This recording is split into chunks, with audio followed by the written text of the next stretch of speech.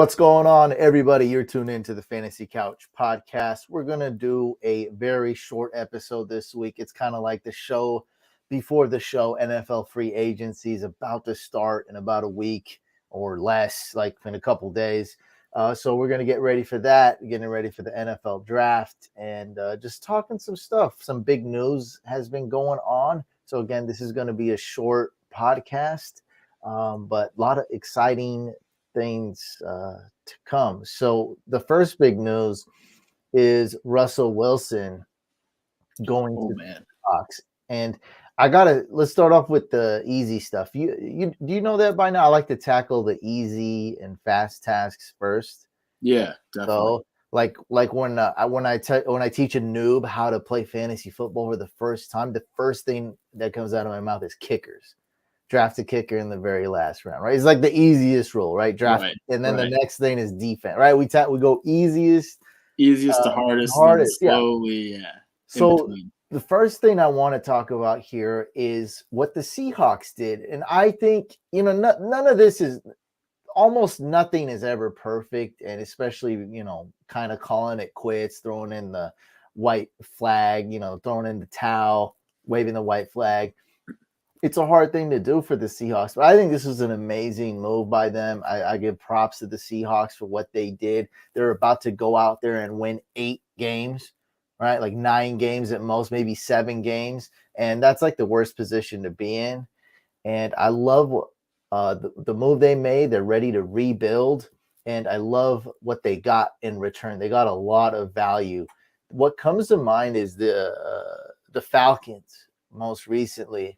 They should have done this with Matt just Ryan like a year ago. Like it hasn't even been that like a year ago or like months ago, right? You got was it Bob in our Discord posted that meme? I don't even know if it was just a serious tweet, but now when we look back to it, it's a meme. And like, what's going to stop the Falcons offense? They got Julio, Ridley, and Pitts, and it's like, man, what really stopped them is not saying we're rebuilding, right? Denying that inevitable. You could have traded Matt Ryan before he took a few more hits. You could have traded Julio when he still had value or more value. And then, Calvin Ridley, that was kind of an unfortunate thing. So, but what are your thoughts from the Seahawks perspective of this Russell Wilson trade? Well, definitely similar. I kind of like the idea of what you're saying with the Falcons, right? How they waited a little bit too long, you could say, for Julio Jones and Matt Ryan. I mean, I think it was Bill Walsh who said, or maybe Bill Belichick, one of the two, just who said, trade him 1 year too early and rather than 1 year too late.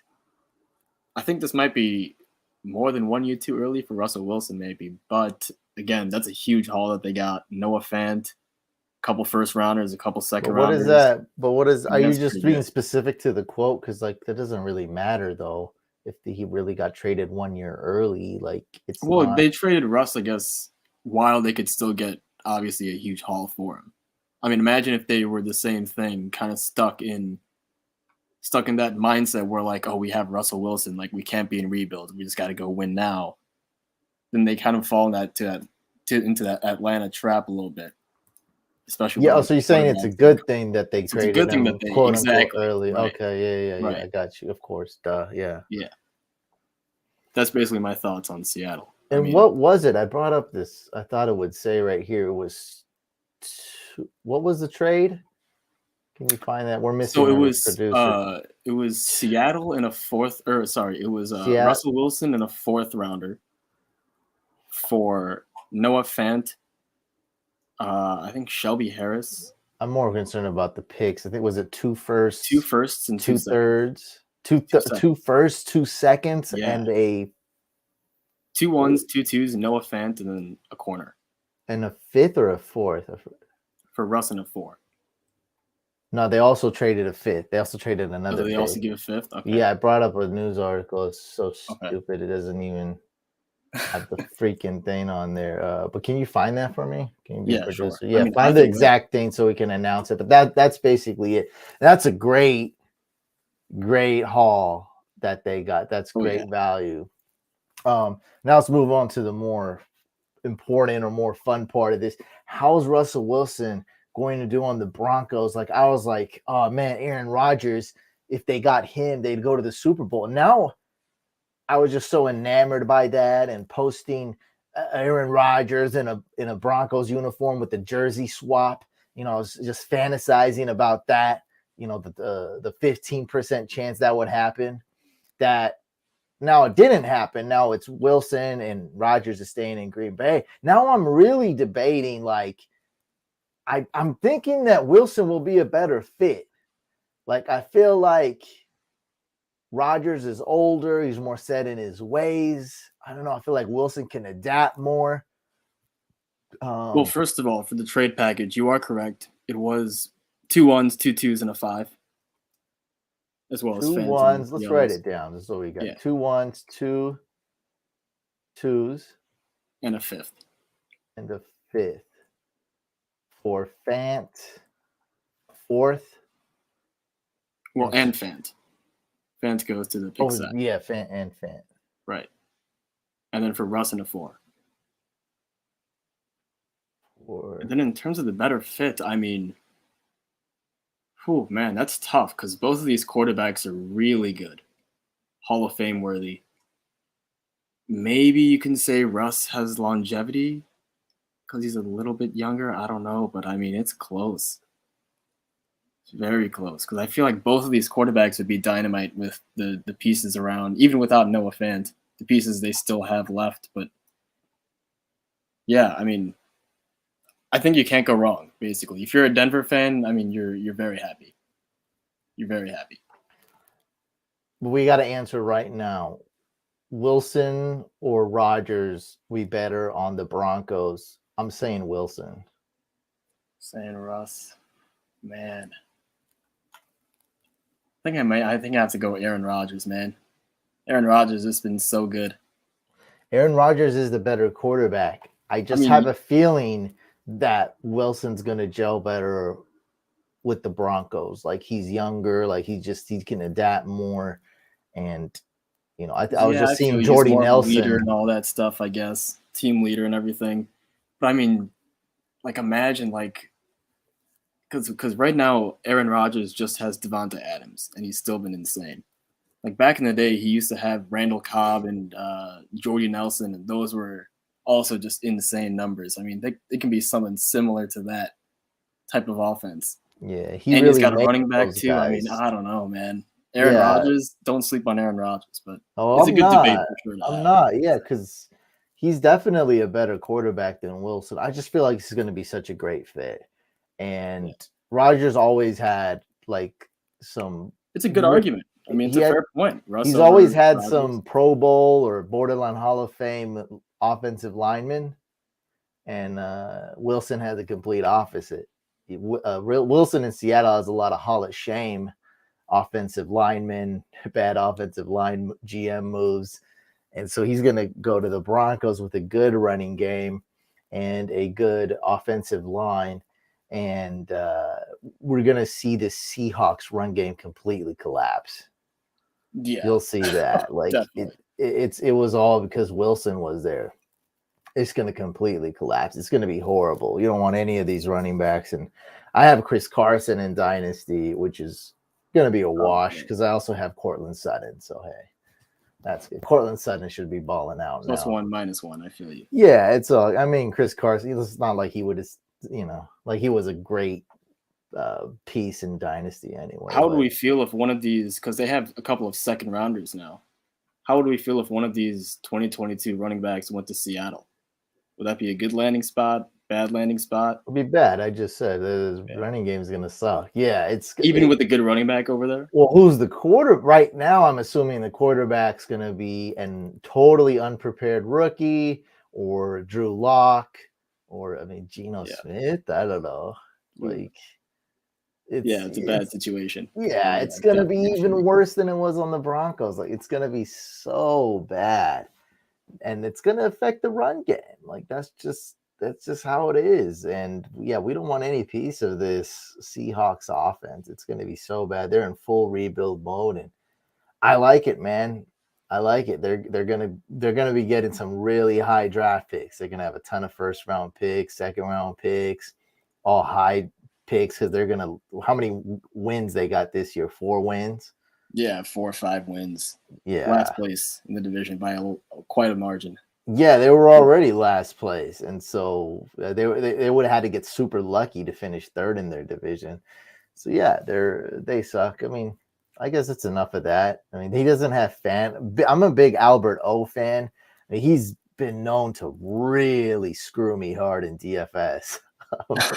Alberto, me and him Yeah. go way back, but I'm still a fan. Like I'm still like, God, man, this guy's second string tight end. I think sometimes he was third string tight end during his career, and he always balls out. And now with Russell Wilson, he's gonna be nice, like consistent guy. Maybe like kind of like CJ Uzama for the Bengals, maybe just a Sure. tad Yeah. better. Yeah, something like that. So he'll be great, and they got a ton of weapons. Is Tim Patrick the wide receiver 3? Yeah, that's correct. It's either him or KJ Hamler. KJ Hamler's a little AJ younger, a Hamler little got smaller. hurt. He's the Yeah. younger one. He's a speedster. There's going to Mhm. be some packages with him for sure. With now he got Russell Wilson who can Oh throw yeah, that some 4 moon receiver ball. sets maybe even.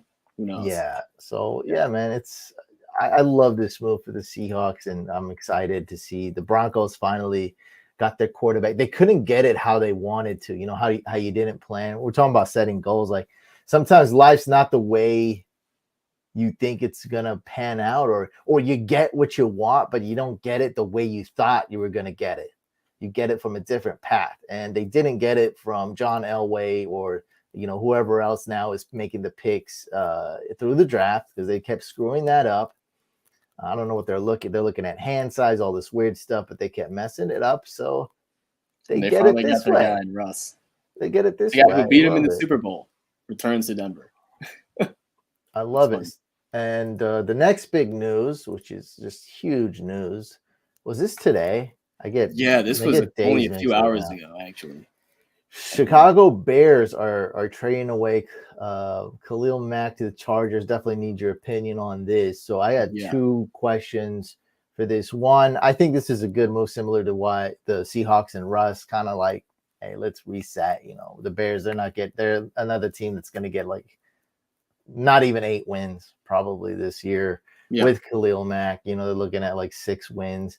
And I think it's a good move from that perspective. Now, the Chargers' weakness was stopping opposing running backs in the run game. And Khalil Mack, I think he's pretty good at that. And I think he's better than Melvin Ingram, but I'm not that knowledgeable. I figure you, as a fellow Chicagoan, fellow ex-Bears fan, would know a lot more. Like, is this guy going to be able to help them stop the run? Because Joey Bosa, is good at that. So like, can they get this kind of done at the front on the front four, the D line? Can they help with that? yeah. So my opinion on Khalil Mack right now. Let's see. So obviously, when he came to the Bears, he was insane, electric. Like the first game, he like had like a pick six and like a strip sack, fumble, and like all that stuff, and it was just amazing, right? And the whole season, honestly, was just really good. And then in the second year, the statistics weren't as good, but if you kind of watch through the plays, you realize that okay, he's opening up plays for other guys, basically. So the offense would, you know, lean heavier to him and just kind of watch him more, and then that opens it up for someone else. And that kind of persisted for the rest of his time during the Bears, which is why his stats are kind of down, and which I feel like is why the Bears only got a second and a sixth, for example, rather than a first round pick, which is probably what you could have got for maybe a guy like, I don't know, like Aaron Donald even at this stage in his career, right? Also, I mean, Khalil Mack is a little older, fine, but he's still like a factor in the defense. He can still screw up a play that happens on offense. And like you said, the Chargers have some guys up there. So it's not like they're going to make Khalil Mack do like all the work, be the featured guy there, be the main guy of the defense. If he's a complimentary piece, like he's a insanely good complimentary piece. He's way better than any other team's second or third guy, you know? I mean, it's Khalil Mack. He can still play. Do you think he can do it all? He can still do it all, yeah. I mean, it just it just depends how the offense is going to cover him. Like if they're going to put 2-3 guys on him, that's going to open up the play for Joey Bosa or Melvin Ingram, or whoever else is there. But if they're going to evenly Melvin match Ingram, up that's on the guy I him, want to talk. He's not on is the Ingram Chiefs still still? on the Chargers or no? I don't know. No. Sure. Melvin Ingram went to. That's a guy I want to talk about because Melvin Sure. Ingram wasn't that good on the Chargers. I always thought it looked like little overrated towards like he was great like I just earlier in remember his him on career. the Chargers. I had no idea he was gone. This is very important. So he went to the Steelers this year, didn't get enough playing time. He pouted about it. Now he went to a team that like was so desperate. It was like he fell from the heavens to the Chiefs.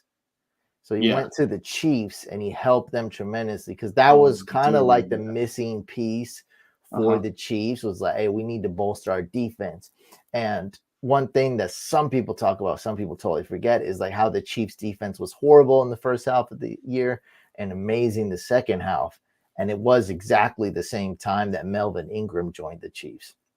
So it's like, it's definitely not a coincidence. Yeah. Got you. Okay. It was more than, it was a lot more than Melvin Ingram that made that change. But at the same time, you can't deny that. Like it happened right when he joined the team. They needed him so bad. They needed a lot of help on that. Well, that's what happens because it's like a depth chart, basically, in a way. Like if you get Melvin Ingram or like you get Khalil Mack in this case, all the other guys kind of just move down one position, I guess, in a sense. So some different guys covering them, and all of a sudden the matchups are more favorable. So that's kind of the difference that a Melvin Ingram or Khalil Mack makes. So that's why I'm really, really in love with the trade for the Chargers because they got a good defender in Khalil Mack. They're making a Super Bowl run right now with this.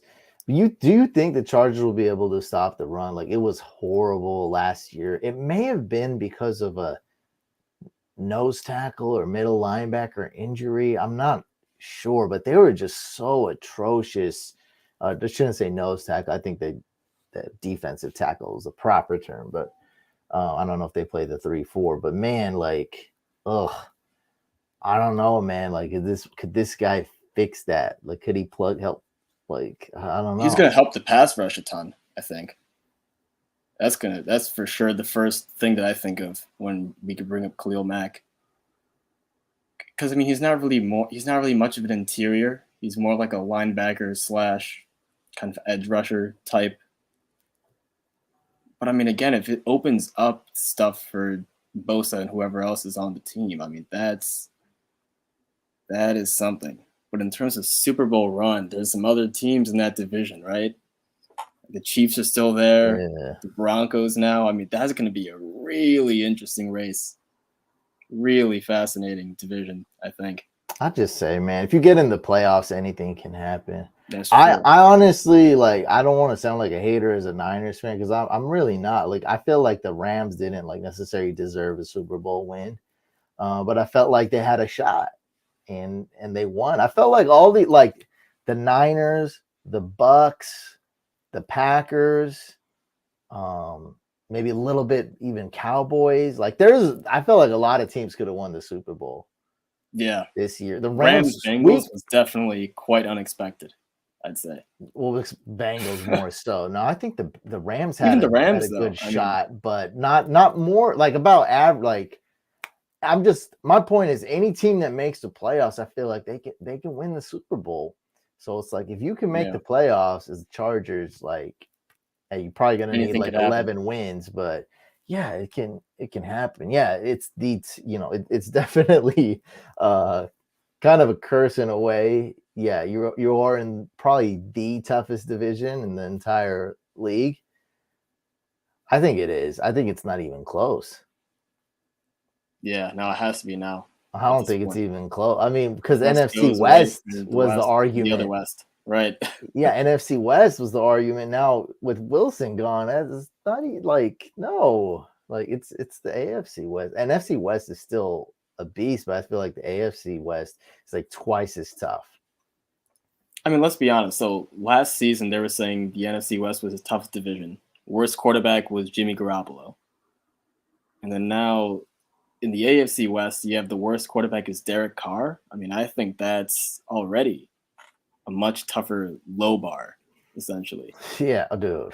Yeah, Like, and I mean we're damn, that's talking about 3 like Hall of Fame quarterbacks with Russ, yeah. Herbert, and Mahomes. Mahomes, my God. Like insane. Like I would take those that's a Pro Bowl team.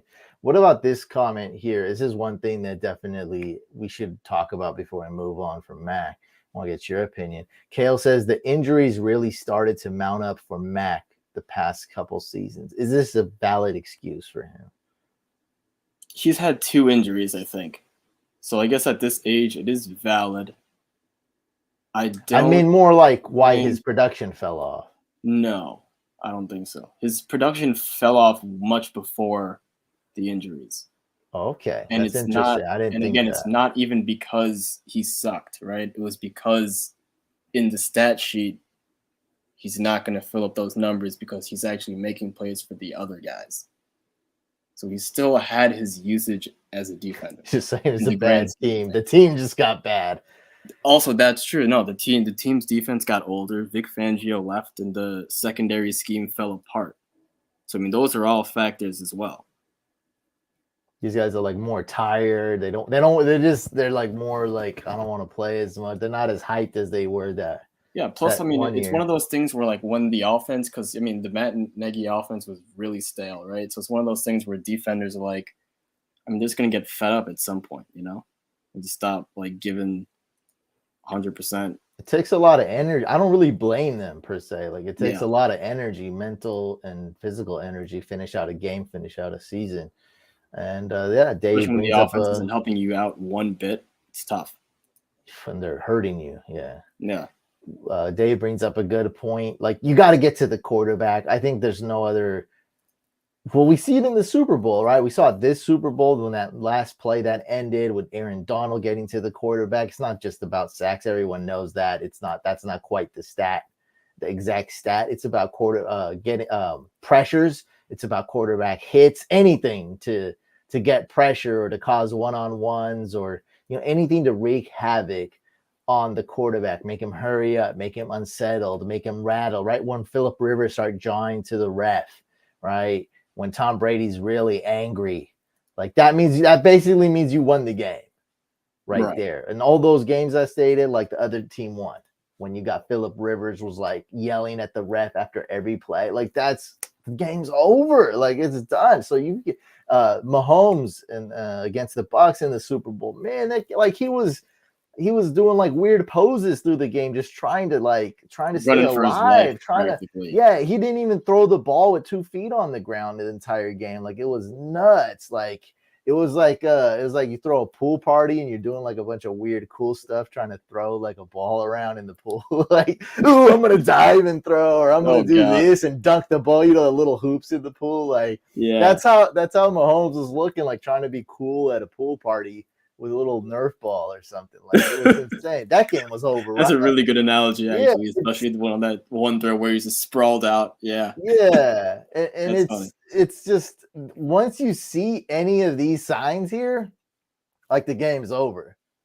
Like it's Exactly. done. And so yeah, pass rush is gonna help big. Like your offense helps it. Like literally everything helps everything. Like your defense playing good is gonna help the offense. Offense playing good is gonna help the defense. You get into the opposing quarterback, and if you do it at a high level, like the Bucks in the Super Bowl, or like how Aaron Donald did it on some plays, like you're gonna win that game. AFC North will be a little spicy, yeah, but it's nothing like Nothing like the the AFC AFC West. I West. mean, this AFC West was really, really, really strong, very tough division. Like you don't want to step in this division. And now like it just got an injection of steroids. Now it's like on another level. It's so crazy. We got so many good players. Can Von Miller go back to the Broncos? I'd like that story. He could. I know he's a free agent. Yeah, I think he could. He And could. by the way, we said it, but just to make it clear, the Chargers trading a second round pick this year and next year a 6th round pick for Khalil Mack. He's old, but still pretty cheap. My guess, knowing the Bears' needs and what the second round of the draft could hold, they're probably eyeing a receiver to replace Allen Robinson. for Justin Fields. I think it's more like yes, no, that's I mean, And that, of course, offensive line help. that's definitely look, that's 100% true, and like it's definitely doable with all the wide receivers, and you get one in round 2, round 3 even. But I think they're just gonna kind of go like that kind of best player available. I think it's we can call it a rebuild, right? Is that safe? It's pretty much a rebuild. Like get canceled for saying such things? No, it's a rebuild. You got a quarterback who's done nothing and needs to learn. I mean, your defense fell off, which was the strong suit of your. That was like the identity of the team. Poor offensive line. Yeah, bad offensive your line. Best skill position players are running back. That's not a good sign. Basically, other than running back, you have nothing now. Yeah. Like, what do you have? It's not good.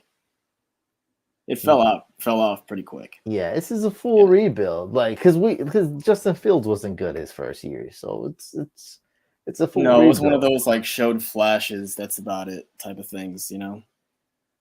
Nothing more than that. Honestly, I mean, I don't wins know. were not there. Defense fell off too. Allen Robinson fell. I've never seen someone fall off that hard in my. I'm like, do you want a safe wide receiver in fantasy round 3? Look no other than my favorite, Allen Robinson. He's going to be good. He's going to get you 1,015 receiving yards. There's nobody safer. Like, don't take him. Don't pass him up late in the 3rd round, automatic. Like, yeah, I think I had him in a couple leagues. Not a good memory. I think I only have him in one league, luckily, and thank God. Thank God, yeah. That was a good way to lose. Like, that dude destroyed your team. Oh, man, that was so bad. Yeah, I think I had him in a league. My team was pretty good, too. And it just sucks because you start him. And it's like, what do you do? Like, eventually you dropped him. There's no way anybody would believe that a healthy Allen Robinson would be dropped, but that's sure enough. That was 2021 for you. Let's move on to news and free agency. So just really quick, just want to go over the news. A little bit different podcast, but you know, we'll do some analysis as well. Devontae Adams franchise tag. Of course, Rodgers is staying with the Packers. Chris Godwin franchise tag. I think they did this in hopes there's like a good percentage chance Tom Brady comes back. Maybe. I was just thinking who's going to be the quarterback there. Think about it, though. Like, trying to entice him. If Tom Brady unretires, you're right back in the Super Bowl. So Gronkowski would come back, probably, definitely. And that's going to be a big. Yeah, we're talking about Gronkowski. Let's say he has like a 5% chance to come back. Brady comes back, it's like way closer. 99. Let's say 95 or so. Yeah. That's a package. They're a duo. Like. So let's just say 5% chance he stays without Brady, 95% chance he stays. And then you got to give Brady a reason to come back. Like, it's weird. Like, it's a lot of money. It's a franchise. I guess it's a big deal. But, we're also talking about, like, the best NFL player to ever play. You know what I mean? So it's like, if you franchise Chris Godwin just for that, it's worth it. Because if you don't, you're basically telling Brady, like, hey, man, we don't really care that much about, you know what, you're not the GOAT. That's kind of what it's telling Brady. Like, they show him a lot of respect, but more around. Yeah, I feel you. It's not like a direct, like, we hate you or anything, but it's kind of like, oh, like, whatever, you retired. Like, nah, this is the GOAT. He might come back. So you got a franchise tag Chris Godwin. We know there's no Antonio Brown. Those other guys aren't really that great. Rashad Perryman, Scotty Miller, Tyler Johnson. Like, we seem like little flashes, but no, it's Chris Godwin, Mike Evans. Those two guys are elite wide receivers. They're ballers. Yeah, absolutely. 1,000 yards, both of them. Like, every time. Yeah, they're ballers, dude. That's a big deal. So you're in agreement with the Godwin? Yeah, why they did it. I like it. I like your thinking on that. Hey, man, whatever. We'll give Brady a 50-50 to come back. Is that fair? A little higher, I think, maybe. You think he's going to come back? 75. I'm still more. I don't want to set myself up for him coming back because that'd be great. Join the 50-50 club, man. 50-50. I still haven't processed him actually being retired. Like Honestly, I same. still haven't fully accepted that. I'm like, oh no, he's got to come back. But truth is, we don't know. Well, I'm at 50%. Because that means I'm totally I think I clueless. might be joining you, man. 50-50 club. I Here we guess go. that way, if he does join, then you or if he doesn't, you won't be too disappointed. You won't be too Yeah, like set your expectations low. Mike Williams, man. This one's I don't franchise know. tagged. So Yeah, I like Mike Williams. I feel like neither here nor there about the actual move to sign him by the Chargers. The only thing is that in terms of like the NFL draft, I was really eyeing the Chargers as a destination for one of these wide receivers. And that kind of hurts now because now that they signed Mike Williams, there's no chance that they're going to forget about a premium pick like a round 1. They won't spend like even like a round 2 or even a round 3 pick on a receiver. and then they made that trade for Mack. I think this is a chemistry thing. I think that the team probably likes Mike Williams, his teammates. I think Herbert likes him. I think they have good chemistry. Like Tyler Lockett, you're going to see how trash he is with a guy like Drew Lock. But Tyler Lockett, Doug Baldwin, those guys had so much chemistry with Russell Wilson. I think this is a chemistry thing. And I think the chemistry was at an all-time high. Mike Williams was at his best last year in his whole career. And it's not really like your Madden franchise. You're like, oh, we can do better and we can get a wide receiver for, a little bit cheaper. It's like, Herbert likes this guy. He works great for the scheme. He can make big plays. Like the safeties have to double him if He's a big he's target going too. deep. Yeah. Yeah. Mm-hmm. So it's like, it's one of those things that on paper doesn't look good, but I mean, he's not old and he had his best year. So it's like Herbert, if he's vouching for him, they're like, hey man, we got the winning squad here. Like let's just re-sign him. So I don't hate it.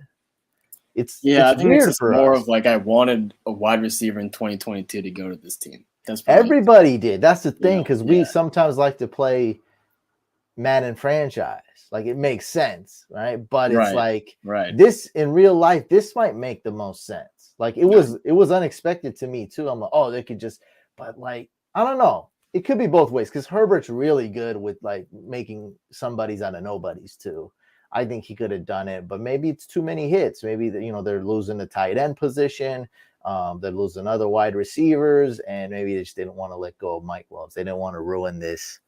The connection they already have. I don't know, dude. Yeah. We'll see. I think it's okay. I don't hate it too much. I put it like that. Sure. All right. And it's a smart move. Let's go with franchise. We'll see. We'll see. Herbert's sexy though. What a sexy man. So I don't think he's gonna make it look bad. If he gets hurt, who's the backup there?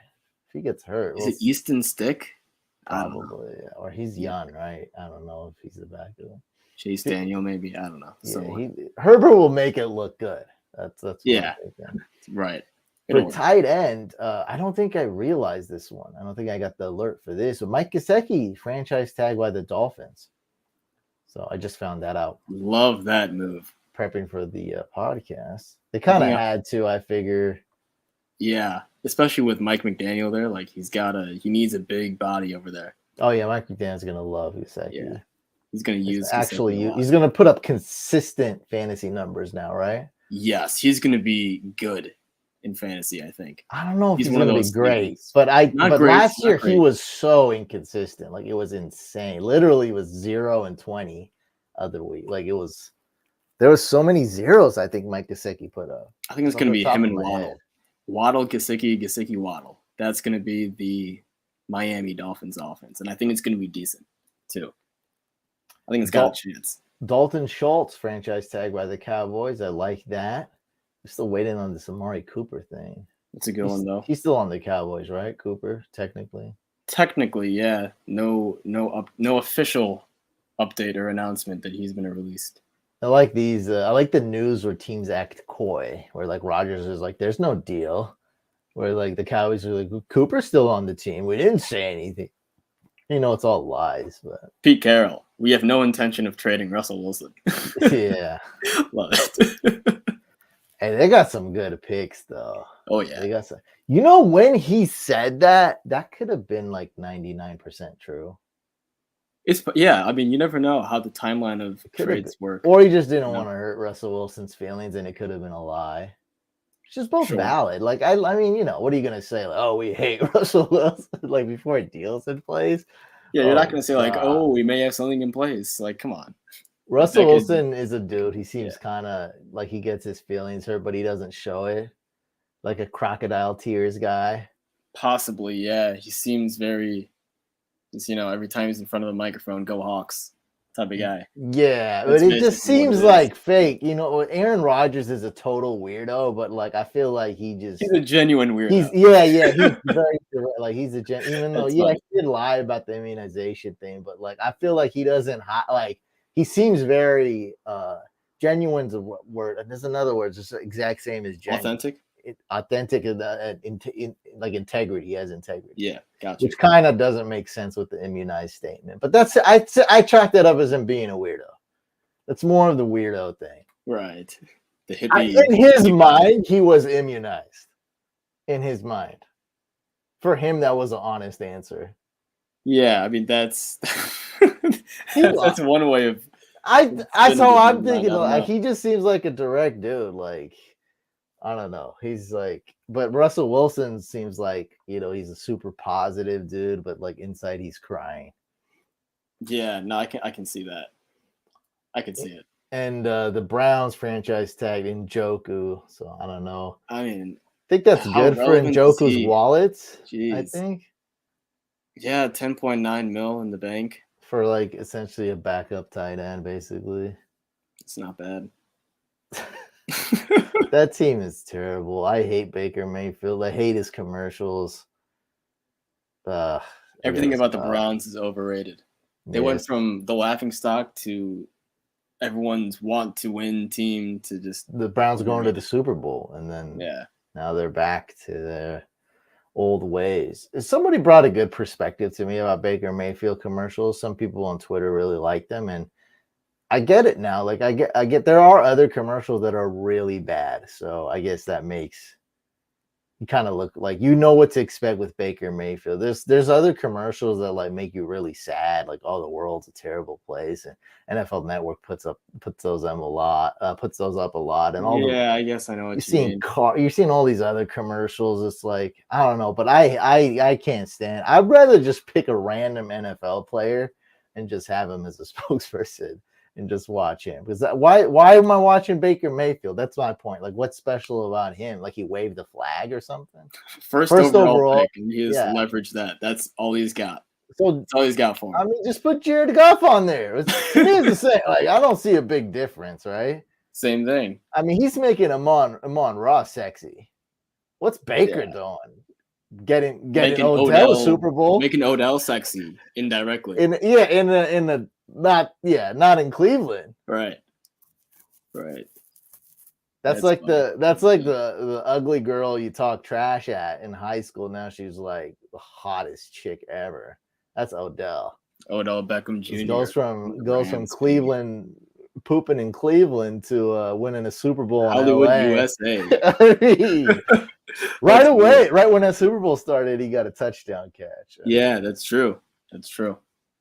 Okay, so we have the Couch Captains. For those of you who don't know, we have a Discord. I'm going to hit up some questions. Thanks for tuning in, by the way. We'll hit up some questions, but we do have a free agency list done by our captains. We have a Discord, and within there, we have my top guys in the community. They help me out. I mean, they kind of do stuff on their own. Su Sheng here is a captain as well. They came up with a free agency list, and I marked the ones that are more fantasy relevant and major with the orange. I tried to do my best, but let's do little questions here and read some comments before we get into the NFL free agency pre-frenzy. Bears. Oh, here we got a Bears fan here. This is Val. He's a big Bears fan.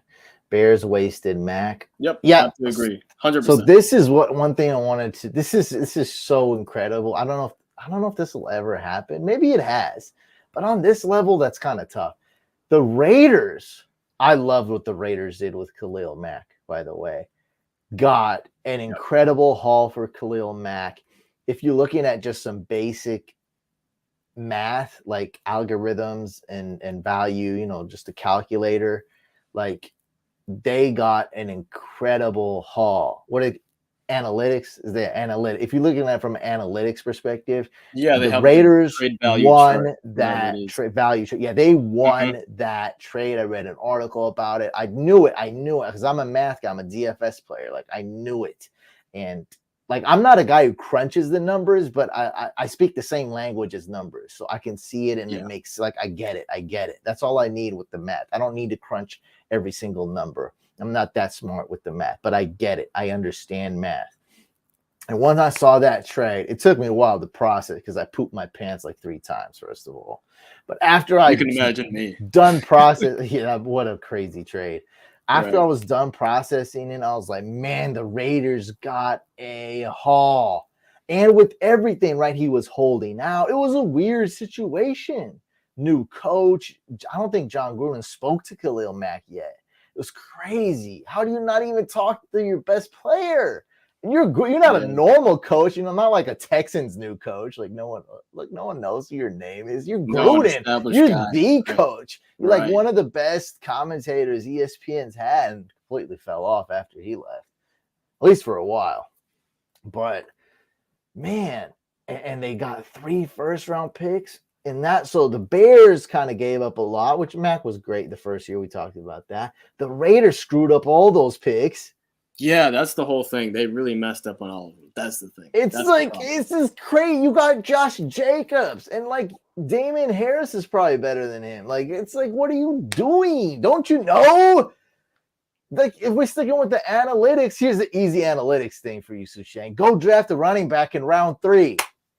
Boom. Bingo. Done. Winning formula. You're always there. Every time. Always there. You telling me Kareem Hunt is like way worse than Josh Jacobs? You telling me Alvin Kamara is worse than Josh Jacobs? Yeah. No way. Come on. That's just the way to win. Absolutely. Alvin Kamara just got arrested. I mean, that's how Raider is that? That's the Raider way. They would have been like, man, you should just put on black and silver and come to Vegas. Oh, that wasn't Vegas. Oh God. The auto wind. Oh, they got arrested in Vegas. Blowing hard over there. Yeah, that didn't even hit yet. Yeah, it just made sense to me. We got arrested in Vegas. He was meant to be a Raider. Like, come on. That is crazy. 3rd round pick. David Montgomery. You're a Montgomery fan, right?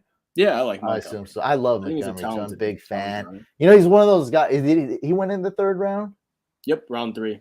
Yeah, he's one of those guys, like, not an amazing 40 time, and he's not slow at all, though, by any means. Just a really good overall running back. And you telling me he's worse than Josh Jacobs? Nah, Josh Jacobs had a good rookie year just because that left side of the O-line just mauled everybody. When you have an O-line that's mauling people, it helps.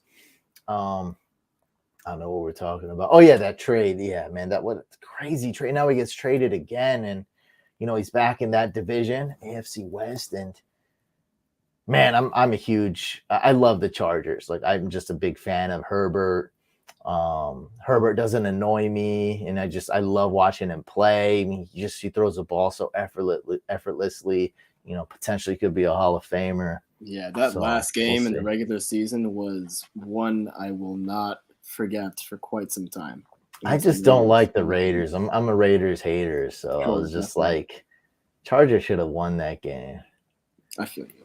That was nuts. Like, Herbert would be like incomplete. Then it'd be like, all right, you already know, completion. Like, let's go. The drive just kept going. Like, everything just kept going. They did whatever it could to make the game just catch on fire, never end. Yeah, Herbert was just amazing in that game. I mean, hands down. Clutch on every down, like not just like 4th down or every play. Every down. Like, everything was screwed. It was 3rd and 15, 3rd and 11, 4th and 12. Like, didn't even matter. Like, it was like, we're converting. Yeah, Justin Herbert, that guy is for real. He's amazing. That's for sure. Was hoping Gesicki wouldn't get tagged. Chargers would have nabbed him quick in free agency. I don't know if they can. I don't know their cap situation. I don't know if we want to get into all that. I don't know if they can just keep nabbing these guys though. I don't know, especially with 20 going to Mike Williams. But I mean, Gesicki being tagged, They got Khalil Mack too, and I thought because Miami needs him. But yeah, they got Mack as well Miami. for the Chargers in terms of their money. Yeah, Miami needs like you can't just have just Jalen Waddle. You're not relying on Devontae Parker. Will Fuller, I believe, is a free agent. Fuller, plus, I mean, McDaniel likes those bigger bodies for receivers, right? And runners. Like kind of like Devo. I think he's going to use. I don't know, but I think he's going to use Mike Gesicki though for sure. Like, oh yeah, really chess piece. Yeah. Chargers had most cap in the league entering today before the trade. Okay, well, so they could have got him then perhaps. I just don't see it realistically. Them just okay, we're gonna franchise tag Mike Williams. We're gonna go get Khalil Mack. What, you want another tight end? Let's go get that. Now it would have been a good fit. Don't get me wrong. I just seeing how NFL teams act in real life, I just think it's a stretch that they would have done that. Yeah, maybe before this Khalil Mack thing. Now that these two things have happened, Mike Williams and Khalil Mack. I think just can't get all the big names. So who definitely won't is the Colts. They never get a wide receiver. That's good for Michael Pittman. I'm cool with that. Yeah, I like him a lot. Yeah, Michael Pittman. He's the alpha there. It's like not even close. That's one of the things. Exactly. It's usually when you have a guy like Hopkins or Antonio Brown in his prime, that's when they're the alpha, not even close. But hey, in the Colts where they don't, they're cheap when it comes to wide receivers in free agency, Pittman is the alpha. He's the guy, definitely. The ultra alpha, the alpha and the omega. He's the apex predator in the wide receiver room. There's like nobody else there. Jeez. The apex predator. Love it. Niners sign Nate Sudfeld. Does that mean Jimmy G trade is coming tomorrow? Oh, this is another one of those news things. Jimmy G is like, they've been wanting to trade this man for like a year. This is my conspiracy theory, is that Lance would have been the better starter last year. And I'm often the guy telling people like, look, man, you're not a head coach. Like the team knows usually what's best for them. But like, I really think that there was some kind of front office push. So they put Jimmy G forth to trade him. And it's like, well, how much difference is it? Can we still make the Super Bowl with Jimmy G? Could we still get far? I mean, the answer was yes. Like it's been proven. Like Niners almost made it to the Super Bowl again. And I think they pushed Jimmy G so he can get trade. It's all about his trade value. So they'll tell you stuff like, oh, that's not, it's not a for sure. They want to trade Jimmy G. They have to trade Jimmy G. Everyone knows they're trading Jimmy G. They just got to squeeze in the trade. They just got to get it in. And it's not as easy, right? Because you have teams like Washington, you got teams like the Colts. Like you're dealing with humans, you're dealing with egos, you're dealing with money, you're dealing with organizations, you're dealing with Jimmy G's shoulder, you're dealing with Jimmy G. He's not, the sexiest thing. I mean, hey, a very handsome man, but maybe not the sexiest, most appealing quarterback, incoming trade or signing for your squad. Give me a second. Give me a second rounder, though. I think it's going to get done one way or another. He's still a quarterback. He still can start for any team. Yeah, he still can start for any team, and he's still better than, a lot of what's out there, including some of these rookies. Second rounder, conditional second rounder, whatever second rounder, would love that. I mean, who's left to get it? Like Indianapolis, they still need a guy, right? I think they're the target you were saying. The most likely to get Jimmy Colts Garoppolo. Could get like Foles and Jimmy G. I don't know. Yeah, I mean, what a room going from Wentz to Garoppolo. Dude, let's be quite frank. The Colts, they suck with the quarterbacks and wide receivers. I don't know what they've been doing. Yeah, it's not a good thing over there. But yeah, so the past several years, they just haven't had. Yeah, since Andrew Luck, honestly, it's been tough. Even with Luck. Like T.Y. Hilton Luck in his wasn't prime was good, but right. that's what he got hurt all the time. that was his alpha, was T.Y. Hilton. Like that's all that. I mean, he did retire That's early. true. They only had He did one hate receiver playing that year. there. You're right. Yeah. So yeah, he didn't have a lot of great. I mean, he made two bum tight ends look like Pro Bowlers. That dude who looks Dwayne kind Allen, of like a caveman. and, Colby Yeah. Fleener, whatever it was. Colby Fleener. Oh man, those are the good old days. Fleener, yeah. Those are the good old days. Oh man, those two were balling. All because of Yeah. Andrew Luck. I told people, I was like, dude, don't draft Eric Ebron. I was like, that was all Andrew Luck. I was like, don't be drafting him again. I was like, I liked him before because Andrew Luck throws that ball where, like, if I lined up at tight end, boom, I'd catch it. He's just Yeah. I mean, he was Hall of Fame, or he could have been a Hall of Famer. He was a great, elite, generational quarterback. That just goes to show you how good of a tight end George Kittle is. He's got Jimmy Garoppolo slinging it to him. Oh, George Kittle. Let's not talk about the blocking here and the energy and the right. the all-around celebrity status. Yeah, just a guy like. Think about it, you're in the locker room or you're going out in the battle with guys like Debo and Kittle. Like, oh God, that's great. Like, you want to fight harder. That's how you. Oh yeah, definitely. Tight ends making the craziest blocks on the team. Like, wow. That's the type of culture you want, definitely. As a Bears fan, I 100% agree. The pick value they've gotten from the Bears struggling is unreal. I don't know what this is. Is this about the Chargers or Raiders? I agree. The pick value they've gotten from the Bears. We go through these slow. I don't know what he's saying either. Sorry, Kale, what are you talking about? Phillip Rivers deserves that. Phillip Rivers is no, he's not. That's part of my example. This is the type of quarterback the Colts get post Andrew Luck. Phillip Rivers, yeah. And then they got like a worse Phillip Rivers in Carson Wentz. That's what Carson Wentz was, like a poor man's Phillip Rivers. And Phillip Rivers was a poor man's Phillip Rivers because he was old. He was expired. I mean, at least Carson Wentz was mobile. He was a terrible decision maker. Phillip Rivers was simply just a terrible RG3's mobile. Yeah, I mean, I get what you mean, but it's like it's the same thing. You don't really need, like, I think all quarterbacks should be a little bit mobile, but that's not like the requirement for the Colts. Right, you needed the decision maker part. Like, that's what we always say. Like, oh, they have a battle. Like the Cardinals. Like, oh, you need a mobile quarterback. Like, boom, you got one. You need a guy who just won't flip it with his left hand in the red zone and becomes a big sense. Yeah, you need a solid quarterback. Don't do that, Carson. Andrew Luck would have been perfect, but hey. Mack isn't in his prime, but still huge for the Chargers. Fun fact, none of the remaining money on his current contract is guaranteed. His current contract was all front-loaded with the guaranteed money. So are you saying this won't hit the cap for the Chargers ever? Okay, so just to tackle the whole thing, definitely agree with this first statement. Mack isn't in his prime. Yep, agreed there.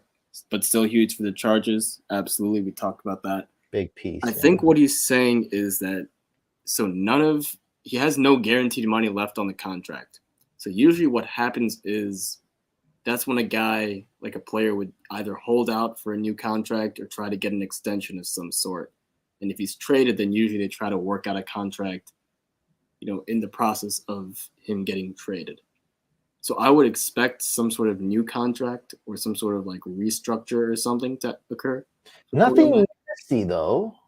No, it's not going to be huge. Because Mack already got the payday, right? Exactly. He already got it. The Bears gave him, and he got a lot of, they said he got it all guaranteed. I mean, we're talking like how much guaranteed? Like 50 million? Like, I mean, he already got a lot of this money. Like, I feel like next step for Mack, and the only step is to get a ring. So if he does go with the new contract, I think it could be very friendly for the Chargers. And you could convince him, like, hey, we still want to go get some more pieces. Yeah. No, I agree with that. He's not going to get as much as he was paying.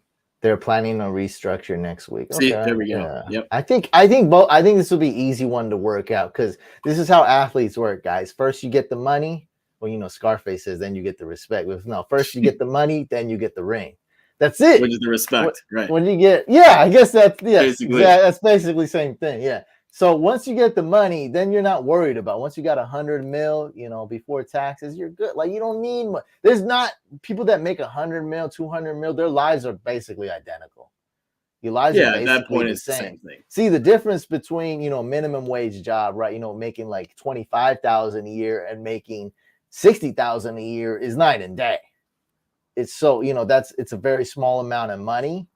If you look at one perspective, but that's huge, right? That's different. The difference between making $42,000 in a year and $220,000 this year, huge difference, right? Now we're talking luxury car, we're talking nice house, right?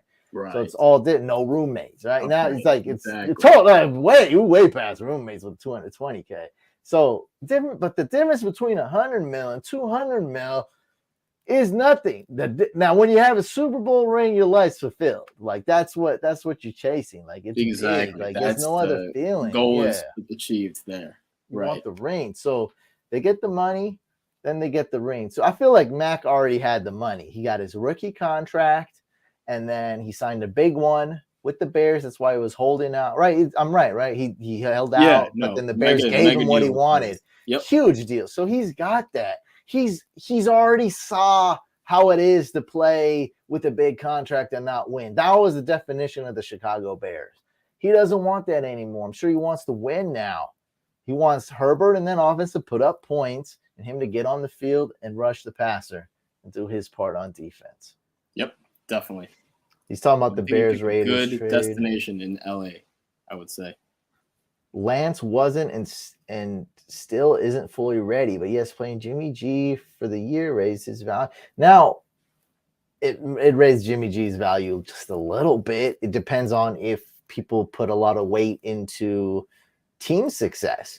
But Jimmy G was good to make one really dumb decision every week. And I was talking to a buddy of mine, and he's like, man, if you put in Lance, I mean, like he would have did the same thing, but then he also brings that rushing aspect to the game. So it's like, you can say Lance wasn't ready all you want, but it's like, was Jimmy G ready when he just threw layups to the opposing defense? Like, I mean, being ready is just words. Like, what are we seeing with Lance out there? I feel like we would have seen very similar outcomes as Jimmy G. Like, what are you afraid? Lance is going to make two huge mistakes and almost ruin the game? I mean, when you put it like that's what Jimmy G was doing every week. You're right.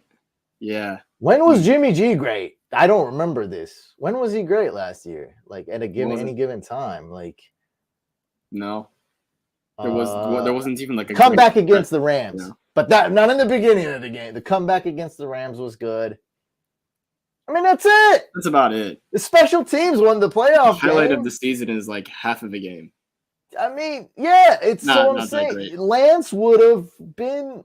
Like he would have done at least the same or roughly the same. Like it wouldn't have been that crazy. So I mean, I do like the idea of redshirting him so we can learn the whole offense and then get the reps and everything now in a full training camp as the starter, assuming Jimmy Garoppolo is traded. I don't hate it. I'm not like all these radio guys. Like, I don't have to have a take and get angry at everything. Like I do that on rare occasion. With some things, when I talk about Josh Rosen or Cam Newton, that's when I it's like a once a year thing for me. Like this, I don't have that type of emotion for this. Like I'm just telling you what my conspiracy theory is. It came into my head. I felt like, like I said, I'm calling it a conspiracy theory. I'd say it's like a 10-15% chance that it's true. I think they played Jimmy G for trade value, and Kyle Shanahan was pushed to do this. And I think Kyle Shanahan may have been like 60-40. He may have wanted to start Lance 60%, the 40%, and then the GM suggests something and kind of nudges him, and he's like, all right, like, we can still do it with Jimmy G. It's fine. He's like, yes, this is best for this year and next year. So you're saying you don't buy the excuse that Shanahan gave where it was like, because I remember the first game, Jimmy Garoppolo goes for the first drive, and then at the end, Trey Lance goes for the touchdown. And then after that stopped continuing because Shanahan was like, he's got to get in the flow or get used to play calling with one of these quarterbacks. So you think that was just BS No, or I don't. When we talked to Danny Woodhead and a lot of other NFL players, say like maybe that's different. That's like, all right, we didn't want to keep switching quarterbacks mid game. That's different. sure, That's yeah, probably right. true. Like that was that. But I'm talking about Jimmy G being the starter early in the year and later in the year, and I think Should have just played Lance, I think basically. Lance, quote unquote, was ready. If you compare him to Jimmy G, he's not playing behind Aaron Rodgers. If Aaron Rodgers was a starter, then Trey Lance isn't ready, and let Aaron Rodgers play. Like it's just a no brainer, right? Even Russell Wilson, like all these guys, like Stafford, let him play. Yeah. We're talking about Jimmy Garoppolo, a guy. Is Jimmy Garoppolo top 15 quarterback? Hell no. Top 16? No. Top 20? All right, we're getting warmer here. Top 25? Probably. Yeah. So I mean, Yeah, like something like that, right? something, yeah. So it's like that's who I'm talking. I'm talking about like realistically. I'm not like, is he ready? Those are just words. Like this, Yeah. like I said, Jimmy G wasn't ready on a lot of plays. Well, all I'll say is this: if the goal was to start Jimmy Garoppolo, bench Trey Lance, and all that stuff just to increase his value, I don't think the plan worked. Can't say it did. Yeah, it I don't know. didn't. Yeah, It's I think not it coming just to fruition. Doesn't remained look like good at all. exactly the same. I'd say Jimmy G's You're trade value looking is at like the same. best because what we got him for a second, correct? I think so. From the Niners got him for a Patriots. second, and we had to sign a contract. I think Yes, I mean we're looking at best to match what we that'd gave be him. great. You gotta That'd be say, great. look at Khalil Mack. That's like he went for like $1 That's trillion. true. Now they're only getting That's like true. I mean, a dude, little. Darnold went for a 2 for a 6, and we're gonna give up Garoppolo for only a 2. Like, come on. I know Darnold's younger, but like Garoppolo is way better than Darnold. I think, in my opinion, you can win with Well, Garoppolo. if we had to pick one now, we'd have to say that Darnold has a small sample size, but it's not looking. The sample size is looking really poo-pooey right now. It's not a sample I want to taste. No, I'm like, no thanks. I don't want to try this sample. not a sample for me as well. I'm gonna I'll go to the other table. I'm gonna throw up and poop at the same time in the car on the way back. I don't want to try this sample. What I'm saying is the Mack situation doesn't work out. They can release him and won't be owed. Awesome, got it. That made that I like when people put it in dumb terms for me, so I can understand it. I will miss Mack.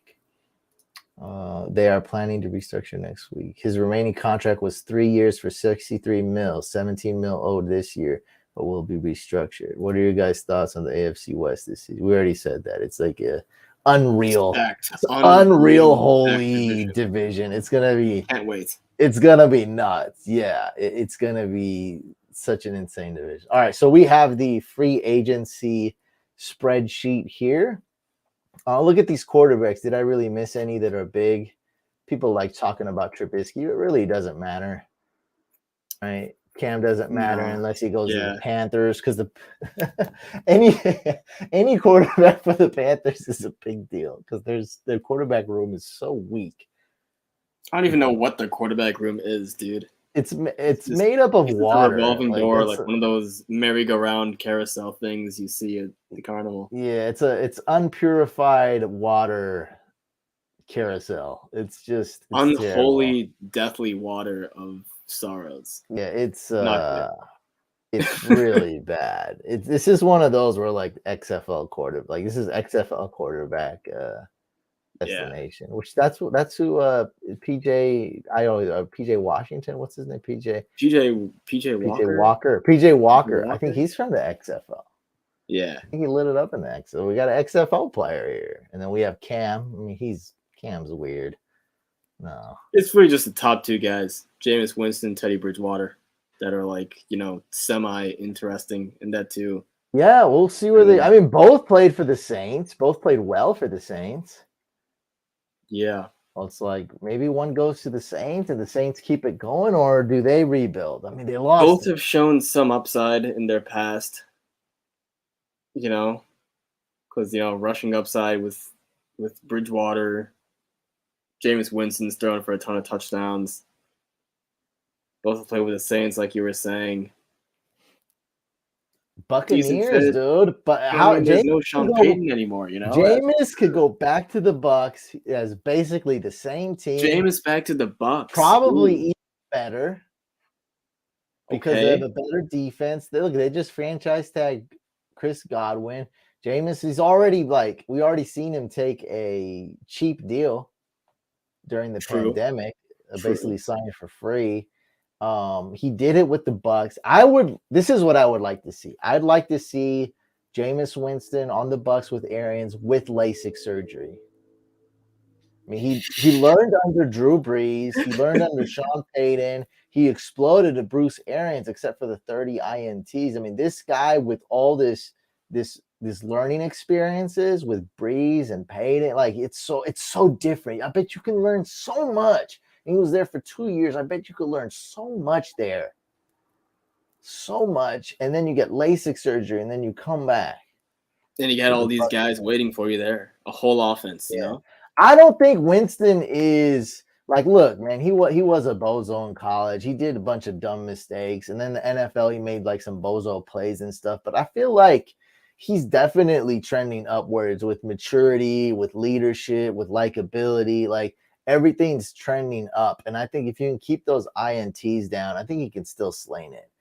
And I would love to see him on the Bucs. I think he's a very underrated quarterback. To me, here's a guy with a ton of upside. I'd rather have Winston than Jimmy G.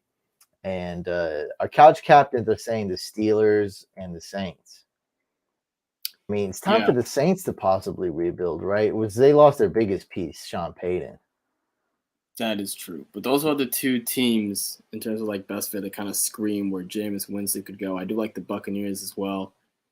I was going to ask you one thing. What would you trade for Jameis Winston to get him? Well, as it says, this is a free agent list.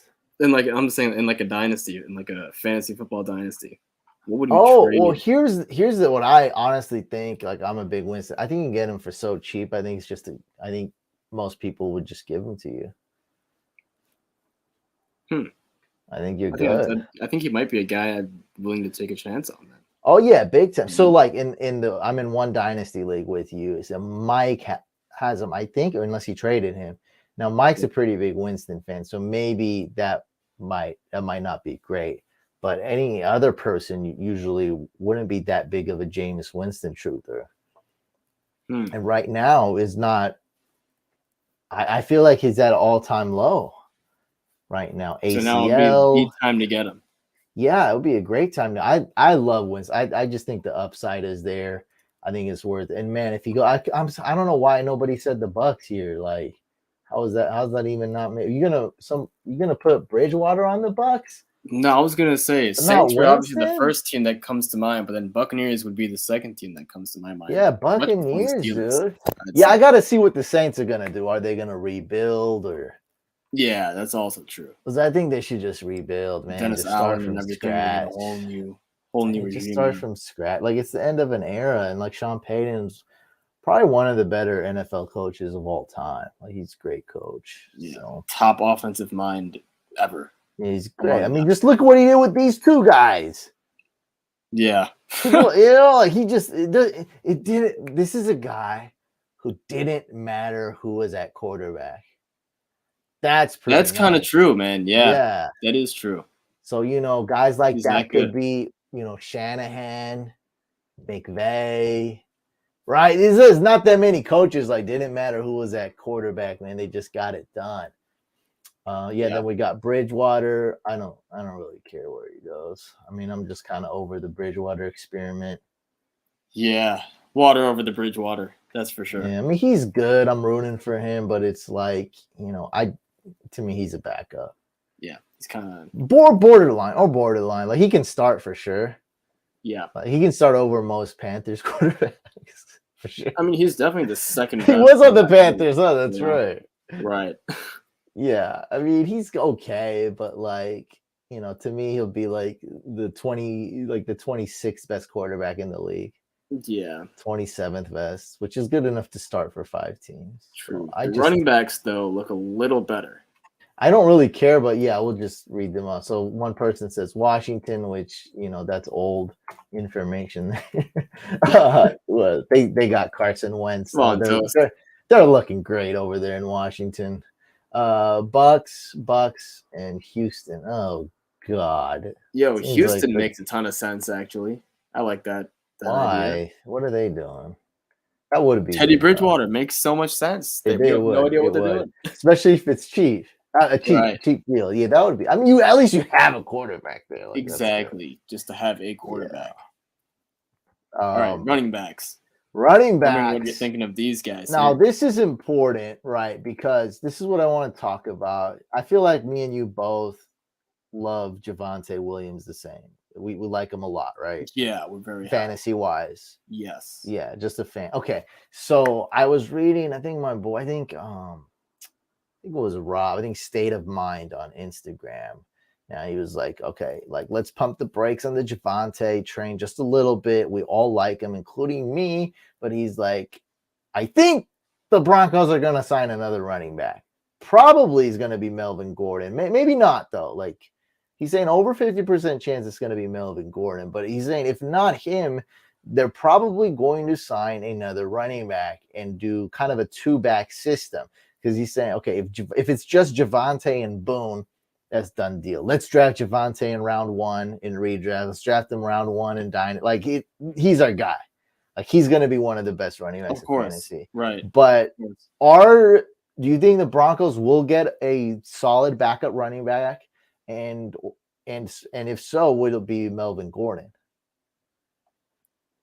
I mean, if Melvin Gordon is going to be affordable, it kind of makes sense, maybe, just to stay with the team and everything.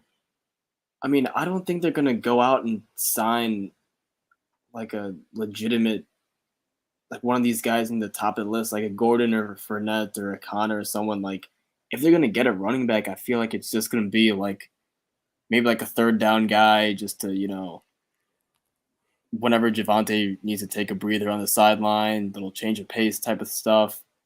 Like, I don't think Javonte is too talented here for them to go that two-back system. I don't buy it. I don't know. I don't see it. Especially now you have Russell Wilson who can also run. You're going to take carries it's totally different. Yeah. I don't see two for backs cheap. I do. A lot of people like living in Denver, and I'd assume Melvin Gordon loved it in Denver. Just an assumption. Right. Maybe they can get him for cheap. I don't know. It really helps, but I don't know. It could be Javonte season. I mean, the dude's fresh, perfect fit. Young. He's great. Him and Russell's going to be killing it on that offense. Like, it's going to be nuts. That offense is just going to move. Defenses are going to get so gassed because they're gonna get hurt from the strength perspective and the running around perspective. Like they're gonna have to do both. They're gonna have to defend the speed and the strength. Denver as well, the altitudes. Yeah, it's gonna be so tough on the defense. It's gonna be so opposing defenses. Yeah, so short answer, I don't see the two-back system coming back with Russell. So Melvin Gordon going someplace else. That's what I would bet on, I guess. And we'll go with Bob's answer, Miami. It's one place you can land. Sure. What about Lenny Fournette? We got Dolphins, Bills. Oh God, they're hating on my boy Singletary. I think Singletary's okay, by the way. I like him, but not a lot. I think he's don't think he can handle it on his own. The workload, the backfield on his own. We got other running backs, and we got Josh Allen. Yeah, I don't think the Bills make sense for Fournette though, unless there's like some rumors that they're hearing. They don't need the Bills. Yeah. Dolphins makes a ton of sense. Dolphins would be nice because again, Mike McDaniel, running back, tight end / big body. Fournette kind of fits the mold of that. I don't know. Actually, are we kind of seeing the speed? Right? Because Shanahan loves the speed running backs. Does Fournette doesn't have. Yeah, that's true. Outside, it's always the speed. Right. Trey Sermon is anti-speed. Trey Sermon. Sometimes the only time he runs like somewhat fast is when he's running backwards. So when he runs forward, it's the slowest. He's clocked at the slowest speed. Look, 2022 can be the revival year of Trey Sermon. It can be. It can be. There's a chance. It's in the range. Not if Eli Mitchell's alive. I've seen them run. And Trey Sermon's the worst running back on the roster. Oh God. Yeah, we definitely have special teamers that are better than Trey Sermon. And Is Trey, Raheem Mostert coming back to the Niners? he's on this list. He's a free agent. I didn't even put him in orange because I know he's one of those Niner guys that fall off. I know that, like Okay. Matt Breda, who was a Niner star for a year. Yeah. Right. It's Shanahan, man. It doesn't matter. Any running back, any quarterback, Shanahan gets it done. Freddie Morris, baby. Hey, McVay does the same thing too. It doesn't matter what running back, quarterback, we're still gonna get it done. Doesn't That's even true. matter. Yeah, that's Offensive genius. Great That's schemes. true. Yeah, you got the great scheme. You're good, and players that buy in. Cordell Patterson, we don't really care. Yeah, everyone no says thanks. the Falcons need like somebody to touch the ball. Yeah, they need So they need a name to write down on their depth yeah, chart. just give this guy so the fans can watch games. Right. James Conner, man, he was so good last year. Touchdown machine. My goodness. He's just great overall. I mean, he really helped that team, and this is one, just like I want to talk about life and stuff. This was really like when 100% of people stopped believing in James Conner, right? I mean, some people drafted him because he was going round 10. Like I saw some people pushing that, but nobody believed in this guy. And this guy actually ended up being one of the premier running backs last year. He was insane. Really helped the team Really out. Like he was so physical. Like he just brought a different dimension to that team. And it'd be tough for the Cardinals not to sign him again. I think this is one of the deals they got to get done. I think they released one of their running linebackers, a big one too. I think Hicks or something. Yeah, and I think he's got to go back to the Cardinals. What do you think? Chase Edmonds is also a free agent, so both the running backs are in. They need a running back for sure. They don't have any running backs now. I would prioritize if we're just comparing those two guys. I would be prioritizing James Conner over Edmonds. Exactly what I think. Yeah. Sony Michel, he's interesting. I liked the talent when he was coming out. Obviously, he kind of fell off in New England, and then I like the Bucks here. That's sexy, huh? The Bucks. That could be a cool fit with Brady. Bob hates him, obviously. He said the Texans. Yeah, Houston, where players go to die. Let's move on. Any thoughts on Sony Michel's removal? We said the Bucks. No, nothing. Okay, we're skipping Rojo. It's too depressing for me. Wait, why are we skipping Rojo? Come on. It's too much for me. I don't have the emotional capabilities to handle these things. Fair enough. I don't think so. Just let him. I don't know. I'm done with him. I'm done with him in Dynasty. I don't want to root for him I want to forget about him. All right, he's just a waste of Breda McKissick. On to the next one. In PPR. Hey, this is a guy who can get you some PPR points. He did it in Washington. Where could he do it next? Yeah. I hope he stays in Washington because that would be a nice, if you have Antonio Gibson, that's going to be a nice piece to have. To destroy Gibson's value. Oh, okay. So you hate Gibson. I didn't mean it like that. If you root for McKissick, you hate Gibson. It's not that I'm rooting for McKissick. It's just more of like, it's a great fit for Washington. It is a great fit. He's going to be like Nyheim Hines, but better for Carson Wentz on that offense. Hines is pretty good at special teams too. So McKissick is gonna be great for Wentz. So I think he definitely needs to stay in Washington. I'm very unimaginative here. I think he should stay. I'm hoping he doesn't for Gibson to kind of free up Gibson, but yeah, I don't know. I think they need those running backs nowadays. They do. They did draft a lot of wide receivers. Hasn't quite panned out yet. Yeah, they haven't hit yet. I don't think they're gonna keep dipping back in the pool again this year. Isn't that too early? Like they just dipped in there. Yeah, they just got Diami Brown. And another wide at least receiver. A couple more years.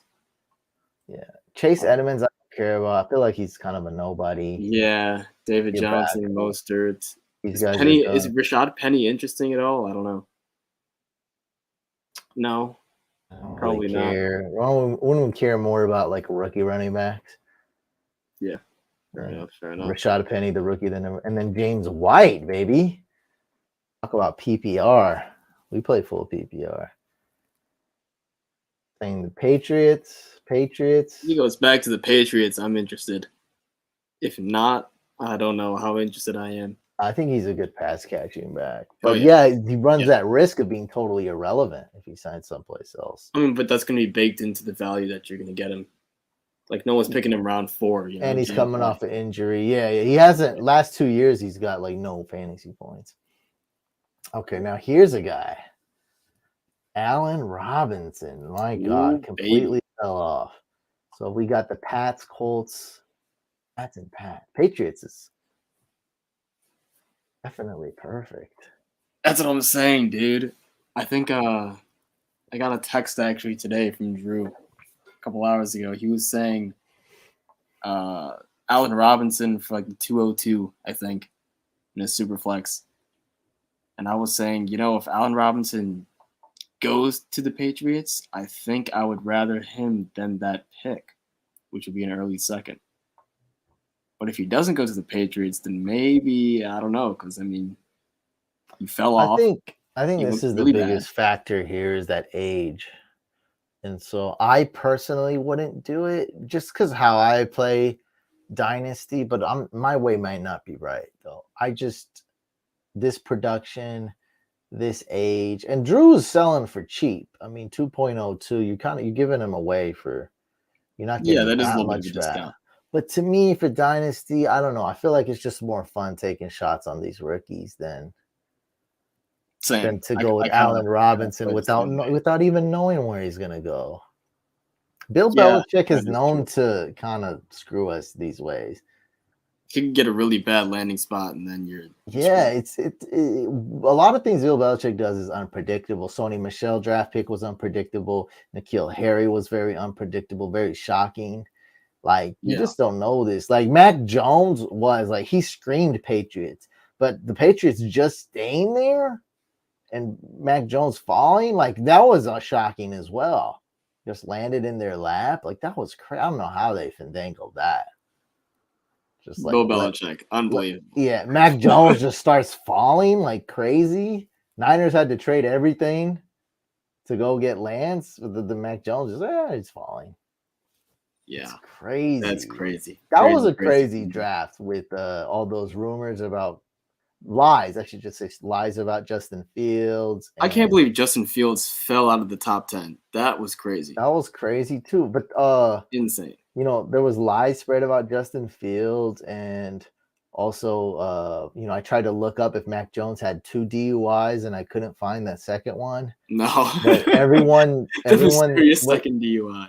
Everyone was saying he had 2, and I couldn't find anything. Like I researched a lot because I'm expecting to find the second DUI, so I researched for at least an hour or 2, and I asked around a lot of people. Nobody could find it, and like when the couch captains can't find it, and I can't find it, it's non-existent, right? Or I mean, something's wrong here. Something's up, like because the first one's easy to find. Like it's his public record. Like I think he's got a mugshot. Like it's easy. He got a DUI. Like that's everyone knows that. But the 2 DUIs thing, like was this more of a malicious article, or you know, smoke screen, or just one, you know, whatever you want to call it, like something planted, or was it more of just the meme? Because meme could convert to news, and of course, you know, these rich guys who, you know, push these fake news, you know, these malicious articles for their, you know, their own schemes, they can turn that into news easily with $50,000, even $5,000. They could turn that into real news. Oh yeah. So easily. I don't know what it was, but it seems like it was one of those two. It was either a meme or some malicious fake news. attack. Yeah. FUD. We call that FUD in crypto and I think stocks and all that FUD, you know, the fear, something, I forget what it stands for. But yeah, I think Patriots is the right answer. Yeah. Oh, the chat could I would love move the Patriots for Allen Robinson. Yeah, David Johnson he's retired. He doesn't know it though. David Johnson's like 1 foot in, 1 foot out by now. Yeah, he's he reminds me a lot of Trey Sermon. That's a good pro comp. Pro comp. We'll call it a pro comp. They're both pros. So it doesn't, but yeah, good pro count. Odell Beckham, go back to the Rams, baby. Like, it's just great that Odell Beckham had a good story to be like, hey, I don't suck. I never did suck. I mean, this guy literally played with Eli Manning right when he started to curtail. So it was Eli Manning at the worst part of his career, kind of.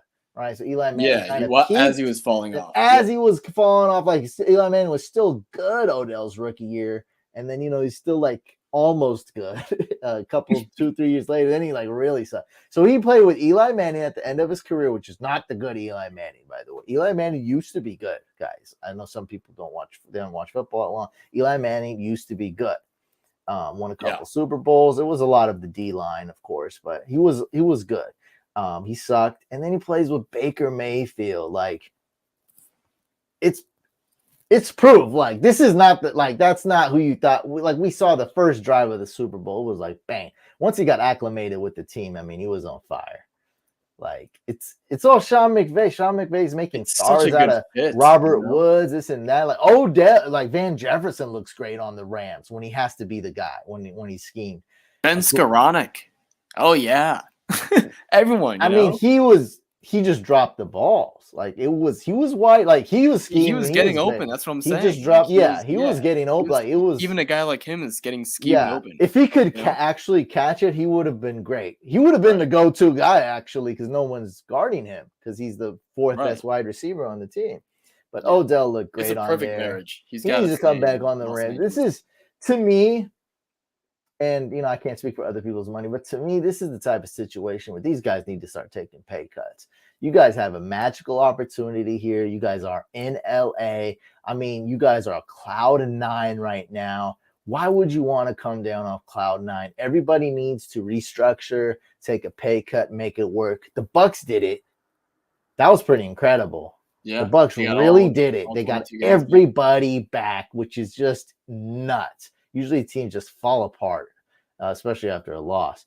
But everybody needs to come back. Restructure, do it. Odell and Cooper Kupp. Cooper Kupp's still in his prime. He's got like 2 more years left in his prime. You got to take advantage of that window, man. This is it. 2022, 2023. After that, all these windows are closed. Odell's going to get 100%. Older. Kupp's going to get older. Stafford's going to get older. Like, you guys got to make this happen. Aaron Donald, how old is he? 30? He's 30, 31. I mean, he's going to get old too. Yep. Can you look up his age? All these guys are going to be past their primes. Let's get an exact age on Aaron Donald. Sure. We don't want to spread misinformation here. We don't want to say Mack has 2 DUIs. Be that guy. Yeah, he's 30 years old. Point is, like, 30. They're all gonna fall off.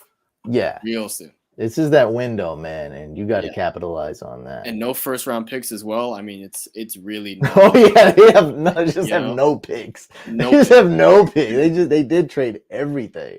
I think until 2024, so that matches up perfectly with your thinking of 2022, 2023. And then you're just going to crash and burn. You're going to be like the Seahawks. You're going to totally rebuild. You're going to be like the Falcons after that. You're going to rebuild. Exactly. They'll know when that rebuild time is. That's the Rams of normal. Bro, this is like crazy. You're going to be like Donald retires. Stafford retires. Kupp is like, he's past his prime or retires. Odell's gone. Robert Woods is gone. Everybody, all of them at one. Like, I think it's time to rebuild. Like, it couldn't be more clear. Like, we won a Super Bowl, played 1 or 2 more years, then it's full rebuild mode. And you got to be happy with that. How many extra years are they going to Matt Ryan this, if you will? Yeah, well, that's a great, right. What I said on the last podcast, I love learning lessons from others' mistakes. And the Falcons is probably the best example. Yeah. Don't prolong the inevitable. I mean, dude, it was almost inevitable as soon as they lost the Super Bowl. I mean, could you keep going down and down from that Super Bowl? They just keep going down. You're right. Yeah, and it's like, okay, I didn't realize it then. Like, I went to Atlanta, talked to Taylor Gabriel. I'm like, you guys team is hot. You think they're gonna make the Super Bowl again? They don't. Like, okay, you didn't realize it that year. You don't realize it the next year. But after that, like Matt Ryan. I mean, then it's clear as day. Yeah, Matt Ryan's like on his back. Like, this team's just falling apart, and they don't have him and they have the worst running back room ever. Like not one running back can carry the ball and get a yard. Terrible. They have to use a guy, Cordell Patterson. Like it's so crazy. Yeah. Like they have Ito Smith, Todd Gurley, Mike Quadre Davis. Ollison. Gross. Mike Yeah. Davis. Mike Davis is quadriceps. Come on, this is so Yeah. stupid. Not a good core. So you say Aaron Donald's 30, right? Yeah, he's 30. Cedric Wilson, a guy debated marking orange because it's like, is it the Cowboys or is it him? And I think it's both. I'm a Cedric Wilson fan. I think he can be good with the right team. It's got to be the right team. So 50% chance that he's going to suck and just be a nobody. But I'm a believer in him. He was one of the best wide receivers. I don't know the stats exactly, but on like a per snap, per route, per target basis, seemed like every time he was the guy when Cooper or CD or I don't think CD got hurt at all, but he had to be the number 1, number 2, number 3 wide receiver. Gallup was the one who was hurt off. Yeah, Michael Gallup was hurt. When he had to fill in a lot of those roles, he was always balling. He might get 2 targets, but still put up like 20 fantasy points. He was great, and I think he can do that with certain teams. Yeah, no, the talent is there, definitely. I don't know what team he goes to. Honestly, I don't see him going back to the Cowboys. But it would be great. So Amari Cooper is gone. Is Michael Gallup going to be staying? They're going to sign. Yeah, they're going to extend Gallup. Okay, so yeah, then reportedly. Yeah, it's probably going to be Lamb Gallup, and they'll just figure something out. Yeah, they'll just get a random dude. Dak will be fine. That's what they're saying. Yeah. Braxton Berrios was great on the Jets, and every time he got his opportunity, he shined. He was one of my featured on a lot of my DFS videos. I actually basically quit playing DFS after I won last year, go out on top. But I still hit the videos just as hard like I was playing. Yeah, I recommended Berrios 2 weeks in a row.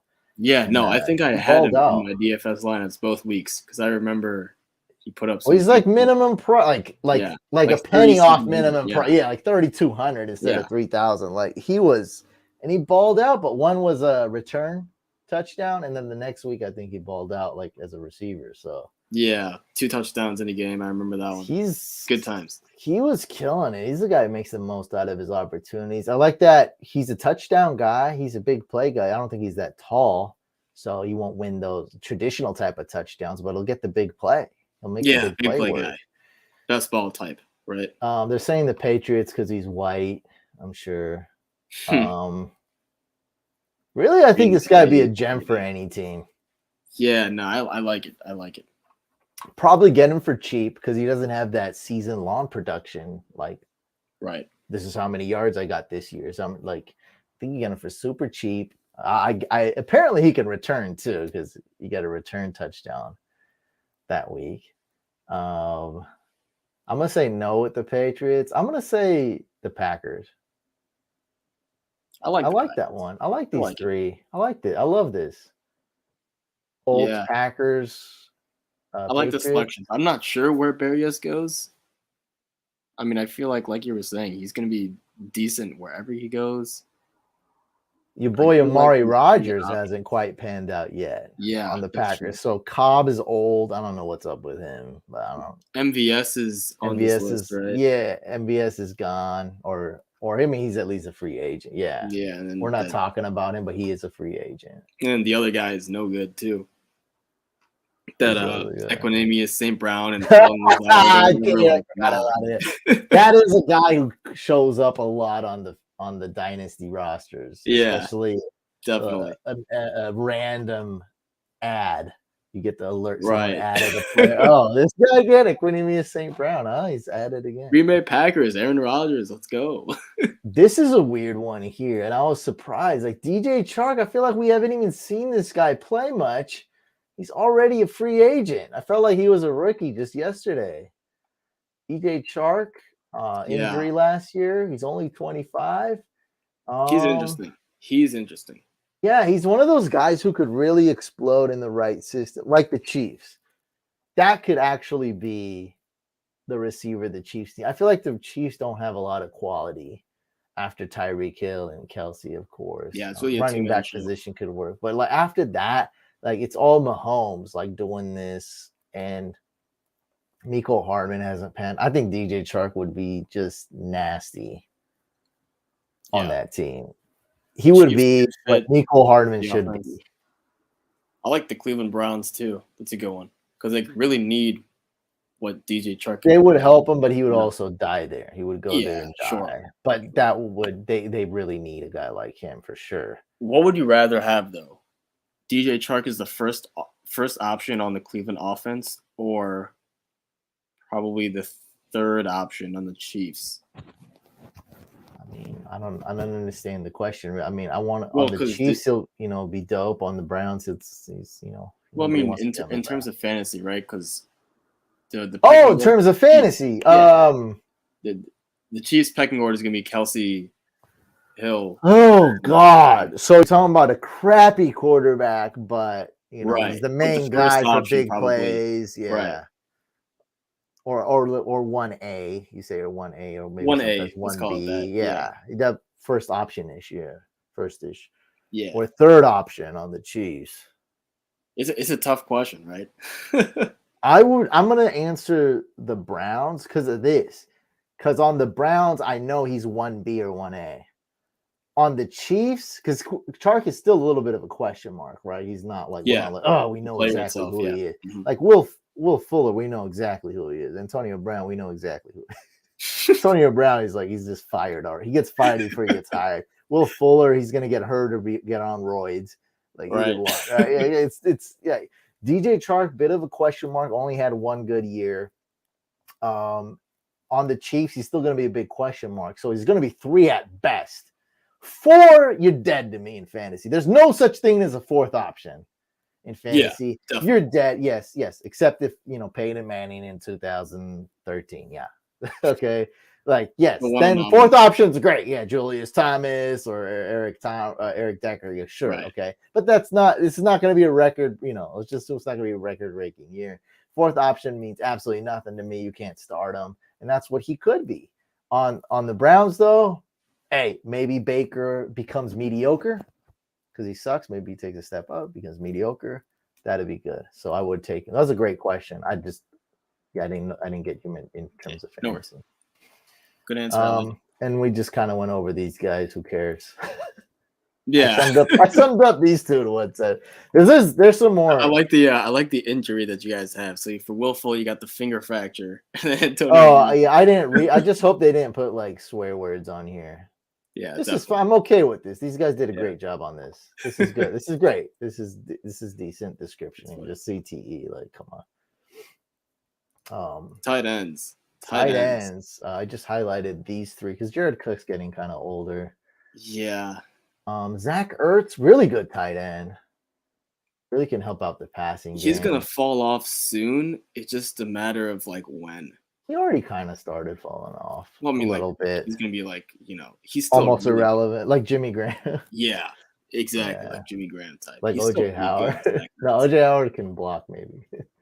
Zach Ertz, I don't know. People are saying Arizona. Stay in Arizona. He should just stay there. So they got both the running backs and Zach Ertz and Christian Kirk leaving. Hypothetically. Yeah, they need a receiver. They got a lot of stuff. Hopkins finally got hurt. AJ Green is old. He's on here too. AJ Green too. Yeah. That was a 1 year. Dang, they got no. Oh my God! Someone said to tell Kyler Murray that baseball's back if he didn't hear. So he's got his options. So we got to redo that Kyler pie. I actually never did a Kyler pie chart, so I'm gonna go hit the Kyler pie chart. And guys, Major League Baseball on the pie chart is going to be a big slice on there. It's going to be a legitimate slice of the pie. Yeah, I don't even do these odds. I just do research and statistics and look at odds, Vegas odds, and I turn that into pie charts. The odd makers, not even my opinion. Yeah, exactly. The odds makers make them, and then I do some research. It's just a technical thing, but nobody puts it into a nice, sexy colored pie chart. But baseball is going to be big on there. Yeah. Is he an emotional dude where if what happened with the Packers happens with the Cardinals, where they're like, screw you, Aaron Rodgers, screw you, Kyler. Imagine if the Cardinals traded up and drafted a garbage quarterback. Like Sam Howell or someone, or Carson Strong. Traded up. My God. And they had no receiver. All they had was Hopkins and no other receivers anymore. Like they're just like, we're gonna punt this position. And didn't even go for an O-line. And Kyler, I think we would see Kyler Murray in a green Oakland A's uniform leading off. That's great. Like that's what would happen, it could possibly. And you know what you do if you're the Oakland A's? You partner them with the deal already. Oh, yeah. Right? Because this is going to be a big thing. It's going to be like a Bo Jackson type of news, right? So like be like, oh, you're not only going to sign this contract, but we got 3 other partnerships lined up for you. You're going to film this commercial. You're going to go here. We're going to do this event. It's going to be crazy. You're going to be like hitting footballs with a bat. like so, you know what I mean? Like you're gonna get 50 million here, you're gonna get 50 million here, and you're gonna get 50 million here. It's gonna be tight, it's gonna be fun. We're gonna make sure you don't get hurt. Boom, you know, like it's a package deal, right? He's already gonna say, yeah, you just make him like for sure say yes. You make him like, all right, like you make him love it. So that's what I would do. I don't know if that's legal, or I don't know how anything works. I've been negotiating a lot. I learned negotiations. Just telling you, that's how I would do it. Package deal, right? Just like in Dynasty. How you throw in? Who'd you throw in for me? Rondell Moore. Rondell Moore. Right. Like he's gonna say yes, but let's make this. Let's make it sure this up. Yeah, let's get this done. Rondell Moore. Let's get it done. Right. I was like, I'll get back to you. Then I was like, all right, let's do it. Yeah. Like 1 second later, I was like, all right, I'm gonna accept. I was like, I need to stay here and look. You know, I need to think this over. I was like, all right, I'm gonna accept it. Exactly. I think that's what they'll do. So I mean, just saying there's a chance. I don't think he'll play baseball, but I'm just saying your worst case scenario, and hopefully the Cardinals learn from the Packers' mistake and don't go trading up for Jordan Love and not draft. Who did they pass up on? Guys like T. Higgins. Brandon Ayuk, Justin Jefferson, or something like that. Yeah, you know, some good ones. Some scrubs, you know. Brandon Ayuk on the Packers would have been great too. Yeah, like, insane. My God. Actually, yeah, he would have been really good at 1,000 yards. Devontae Adams and Brandon Ayuk. They needed a yak guy. He's a yak. You know, they could have had a yak guy there, and I don't think they had one in a long time. Cobb was that guy. Yeah, Cobb was that guy. Cobb was the yak. Like he was a good, give him the ball at the scrimmage, or 3-yard line. And, but instead, the Packers can see Brandon Ayuk and his teammate Devo beat them in the NFC playoffs. Well, they didn't do much, to be fair, that game. But yeah, they did have to watch. Yeah, they did on the other sideline. Yeah, they did have to watch. We'll go with that. Yeah. So Zach Ertz, Gronk, let's say Bucks or retire. That's good, huh? Yeah, Bucks or bust. Bucks or bust. These guys, I think this is terrible on their part, except for Bengals. That could be cool. Bengals. Yeah, maybe. I just mean the Bills. I don't see how that's even possible. Is all I mean. CJ Uzama, Bengals, Jets. Bengals makes no sense. Jets. Put them on the Jets. Put them on the Jets. Let's be evil. Let's put this in on the Jets. Now, I don't know much about these guys. I know that these 3 are the premier tackles. Armstead, Trent Brown, Orlando Brown. And I think there's a lot more good ones. Did Eric Fisher fall off? Yeah, he's kind of fell off. So we got Morgan Moses, Dwayne Brown. Oh, he's 36. Oh, God. Nate Solder, Eric Fisher, Jason Peters. He's 40? Dude, yeah, Jason Peters is a legend at this point. He's 40. Joseph Noble, right? I don't know. Okay, you get in. Jermaine Ifedi's pretty underrated. That's about it. I don't even see. Oh, there we Cornelius Lucas sucks.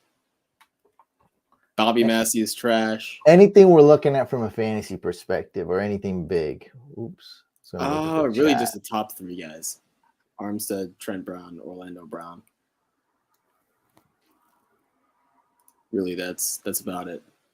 We got Fantasy Football Show. I just seen him on the comments. What's up, bro? What's up, bro? Patrick Queen. What is this? What about Patrick Queen? Yeah, I don't understand. He's not a free agent, is he? It's a random comment. This guy's trying to ruin our show. I'm just thinking, Damn like, shit, come on. how is this any? Yeah, this is a weird name. Yeah, but in terms of fantasy football relevancy on these tackles, it's really just the top three guys. Because I mean, Dwayne Brown, Nate Solder, Fisher, Jason Peters. These guys are all like kind of older household names. They've kind of all fallen off / are past their prime, etc. Orlando Brown. Aaron Armstead to Miami, Trent Brown. Who's the Ravens? No, who? Someone didn't. One of these is wrong. I think someone didn't. Not franchise. Villanueva retired. Yeah. And gosh, I can't think. Someone got. They signed somebody. Was it Orlando Brown? What team was Orlando Brown on? There was a trade between the Chiefs and the Ravens. I think last year. They swapped like a late first or like a late second to something. The show says Kyler Drama is worse than it seems, by the way, here in Arizona. He's an Arizona native. One of those teams that goes by the state name, Arizona. I'm anxious to see this pie chart, Couch. I want to see because obviously the MLB is going to have one slice, but I want to see what are these other teams in the NFL that can have a slice. The Broncos is what shakes it up because that's the ultimate. Without that domino has fallen. And now it's so I'm thinking baseball is going to be tied at number 1 or number 2 option. That's how crazy. That's nuts, bro. If he doesn't play for the Cardinals. Right, of course. So that's what the pie chart is if he doesn't play for the Cardinals. And it's like, yeah, baseball's going to likely be number 1 or number 2 option, which is just nuts just to think that. I mean, he's going to isn't that a much more healthy sport? Like it is, yeah, but I mean, it's also because I mean, when you're in the NFL, like he's the starting quarterback day 1 of camp. Like he's got to go through minor league baseball probably. He's going to be like a Tebow, Michael Jordan possibly. Is what you're saying. One of those types of things. Like could look kind of good in minor league here and there, but not even. He might not even make the major league roster. Like there's no guarantee really. Yeah. Right. Ugh. Still though, I mean, it's crazy to think about because we've always been talking about this. Like even like I remember, like just a few weeks leading up to the day he was drafted. We were all saying like, hey, maybe he could do baseball. He hasn't said no to baseball. And this man hasn't said no to anything yet. Like it's right. But what I'm saying is like he got drafted 1 overall to the Cardinals and he started playing football and then we just never talked about it. But he still has never said no in his life about baseball. Which is kind of crazy. Fishing says Saquon to Arizona. Now we're talking strictly free agents here, but man, I think I think the Giants should trade Saquon. I would love that for Dynasty because I have Saquon Barkley in Dynasty. And I keep coming close to winning, but quite frankly, I don't think I got what it takes to win that league. I got Mahomes, I got Kittle, I got Stephon Diggs. It's a good team, but just I don't have what it takes. And if Saquon gets traded, I think I will have what it takes. And I think Kyler Saquon in the backfield would be quite lethal. I'll say that.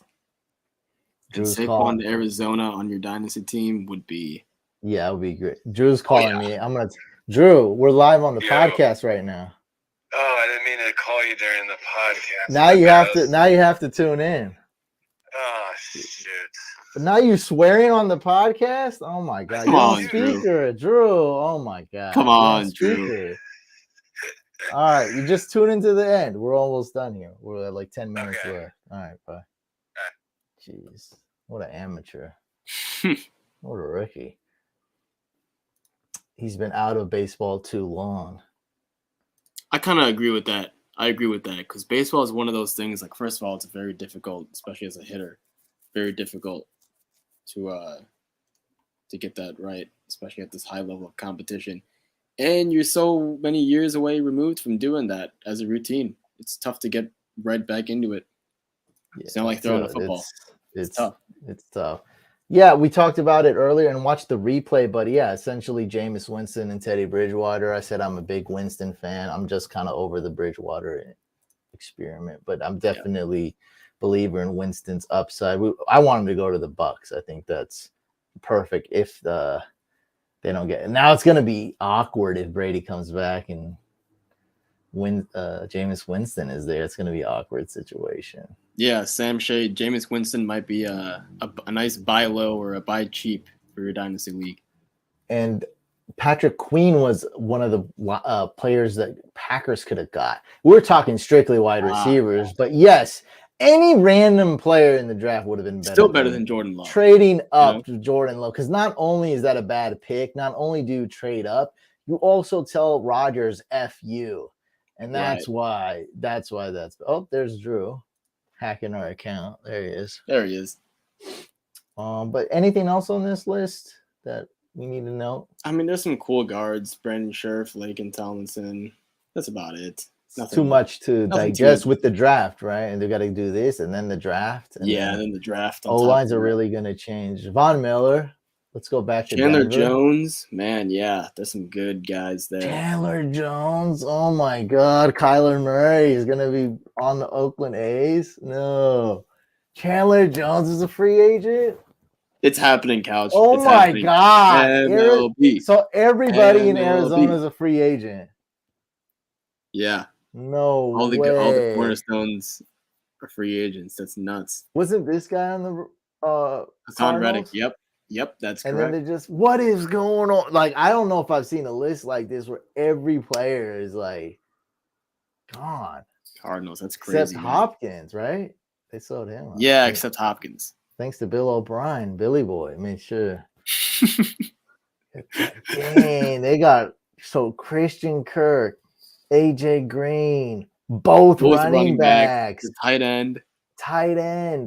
Chandler Jones, help the defense. That's crazy, bro. Yeah, and then so JJ Watt, I don't think's on this list, but he's old and always hurt. Like it's like he's way past his prime, or just way old. Like he's always old and banged up. Like I don't even want to even say he's way past his prime, but like past 6 years, he's always injured. Yeah, he's not like he's barely on the field. Dang, this Kyler Murray thing's getting really spicy.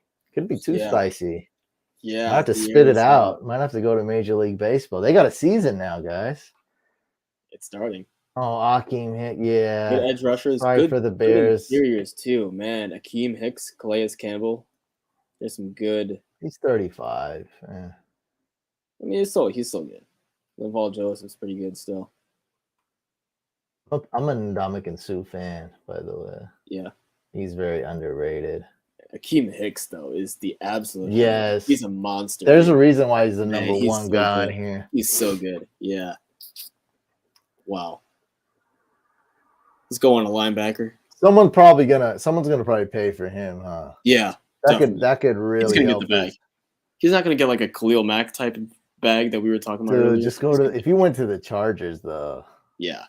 That would be net. I mean, their front four would be the best in the league easily. Yeah. Okay. Then we were talking we were saying, can the Chargers stop the run? Yes. Then it would be a they just need the linemen now. They don't even need inside linebackers. Right. They just need them. Right. Actually, I don't care about linebackers either. I like a couple of these guys. Donta Hightower. I like him. Could be one of those guys that just about to fall off. Yeah, the Bill Belichick thing. I feel like that's there. He's gonna fall off. Leighton Vander Esch. At one point, I thought when he was drafted, I was like, hey, in terms of talent, he could be the best player in this draft class. And it was looking like that for maybe half a season. Then obviously the neck injuries and the back stuff started piling up. He's still 26 though, which is kind of like I expected him to be older. He'll be signed. Yeah, probably for a cheap deal. I think he's still like a guy. Like if I'm a defensive coordinator, I'd take a chance on him. Well, I mean, let's talk about fantasy. Just say it's irrelevant. Sure. There are some corners though that are great. Can Stephon Gilmore still play? J.C. Jackson and the Patriots were way too far apart. He's only 26. I think all these names are tied to the Niners, basically. Like, are the Niners? I was just gonna ask you, which one of these guys would you want, like a wish list? Well, I may not know as much as others on corners, but I think J.C. Jackson's got to be the one because obviously I love Stephon Gilmore, but I think I love age 29 Stephon Gilmore. Yeah. Age 31 Stephon Gilmore is like, I don't want to just. I mean, it's basically like we're gonna have the same exact problem we had before with Stephon Gilmore, if not this year, next year. But J.C. Jackson, I mean, he seemed great. He seemed like one of the best corners last year. I don't see any holes in his game. I think he can defend anybody. He can I was anywhere. expecting him to be like an up-and-coming type of corner last year, but he just took that next step way quicker than I thought. Yeah, I think he's the guy. But because, I mean, if I know that, I think he could be the highest paid free agent corner, though. I don't see why not. Yeah, he's looking to get the bag, and he should. Yeah, he should Patriots. He's like, can you take a pay? Like, he's like, heck no, man. I want to go get paid. Like, yeah. So that would be great if he went to the Niners, because now we have a young corner and an elite corner, and just one cornerback changes so much on a team in defense. So now you're just rotating. I know there was games with the Niners where, you know, it seemed like we had a lot of third and fourth stringers out there starting. And it's like, come on, dude. We don't want that. When you got J.C. Jackson, he kind of, you know, plugs up those holes. Like, okay, now, you know, the depth chart gets a lot better. You don't have to, it's not as much pressure. Mm-hmm. Casey Hayward's on here. So many guys. Desmond Queen, I'm looking a little higher on the Rhodes. list. Kyle Fuller's really one of those guys. I mean, he's definitely older, but in terms of making an immediate impact, like, he's still really, really good. He's amazing. Yeah. You know? Yeah, Kyle Fuller's good. Yeah. Chris Harris, I don't know, kind of maybe. Xavier Rhodes, he used to be really good. Chris Harris used to be good. He's definitely past his prime. Same with Pat Pete. Joe Hayden probably as well. Joe Hayden's awesome. But there's some big corners. Like, Niners need to hop on a free agent corner. Yeah. Like that, not a draft pick. They need a free agent corner. No, you can't wait for a developing corner. You need something real. Watt has 1 year left. On what JJ Watt. Chargers getting JC would be cool. Would be happy with Davis too, though. Yeah, Chargers definitely need to attack corner. When is Derwin James due? He's safety. Yeah, when he's healthy. Whenever he's healthy, yeah. That's true. They do need a corner, though. Fair enough. Safety. None of these guys matter except Tyrann Mathieu.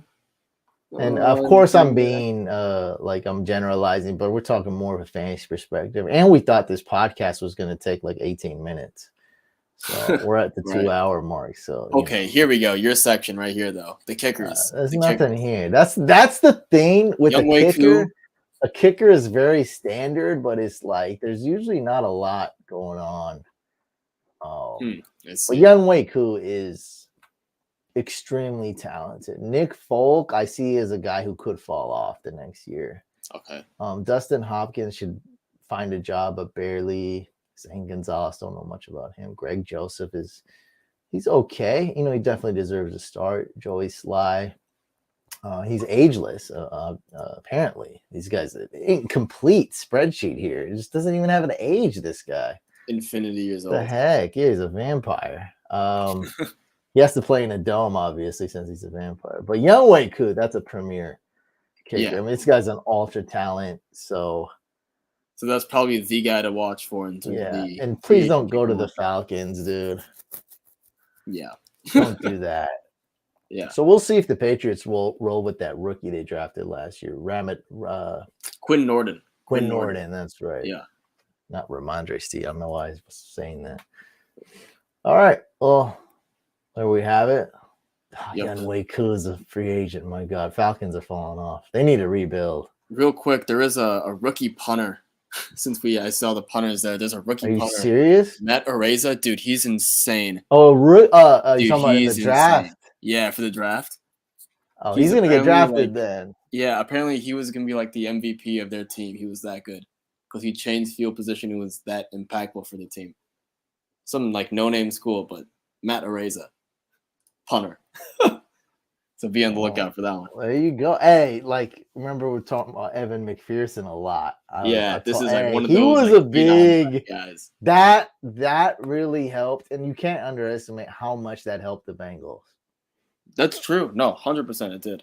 It was what's their weaknesses, right? You were like, their defense needs to improve, their O-line needs to improve, and they haven't found a kicker in like 20 years. So it's like, They solved They checked one two. box right there. Well, the defense did improve. I didn't expect it to, but they did. It did with all like kind of no names.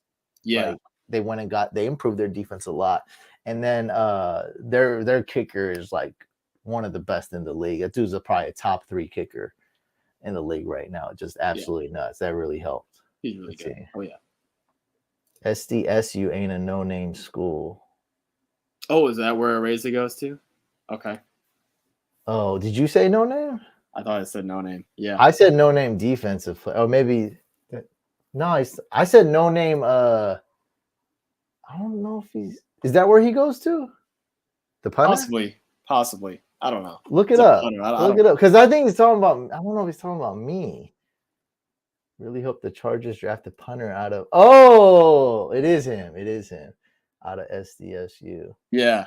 San Diego State Aztecs. San Diego State is a popular. Well, I'm in California. It's a popular university. I don't know about the program though. I know it's good for basketball because I see him on March Madness brackets pretty much every year. Yeah, I don't know about the football program to be honest, but a lot of so San Diego, it has a UC.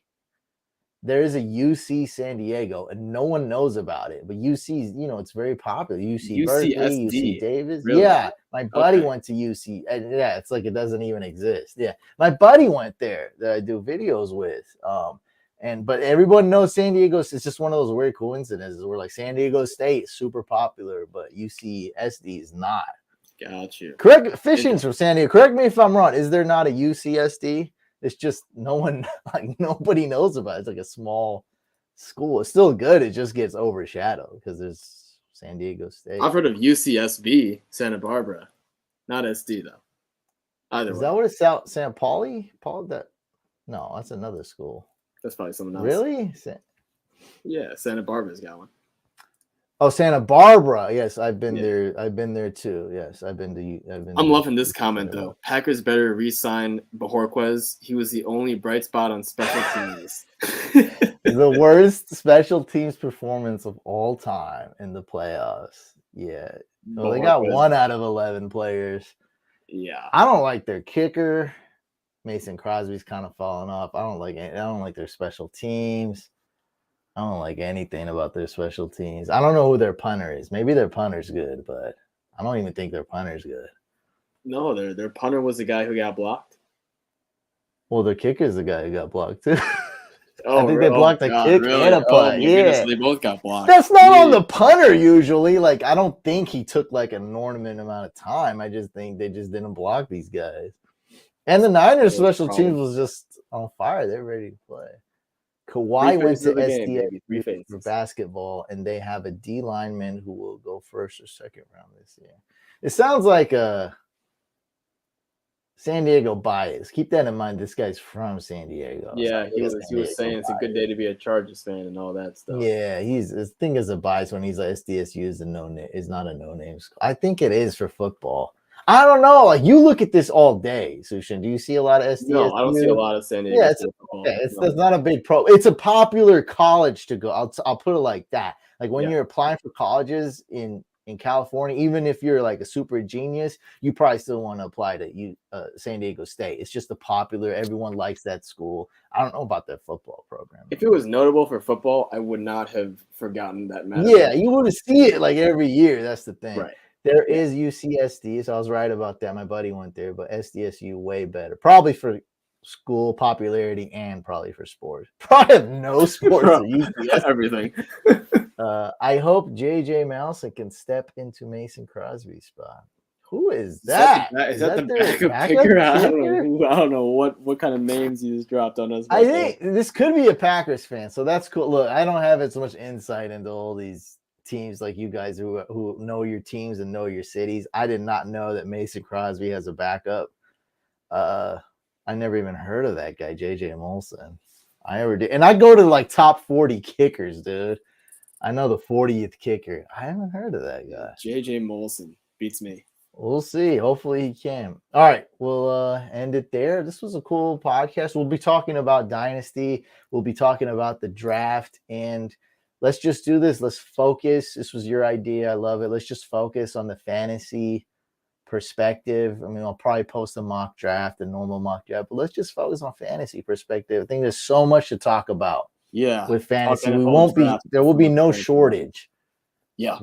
Redraft, dynasty. Mhm. There'll just be no shortage of stuff to talk about. Oh yeah, all the good stuff's coming. All right, guys, make sure you subscribe to the podcast. It's called Fantasy Couch Podcast. Thanks for you that have tuned in live, but we got the replay. It's everywhere. Audio is on all the platforms, Spotify, Apple, Google, and video is on YouTube. All right, guys, take care. See you on the next one.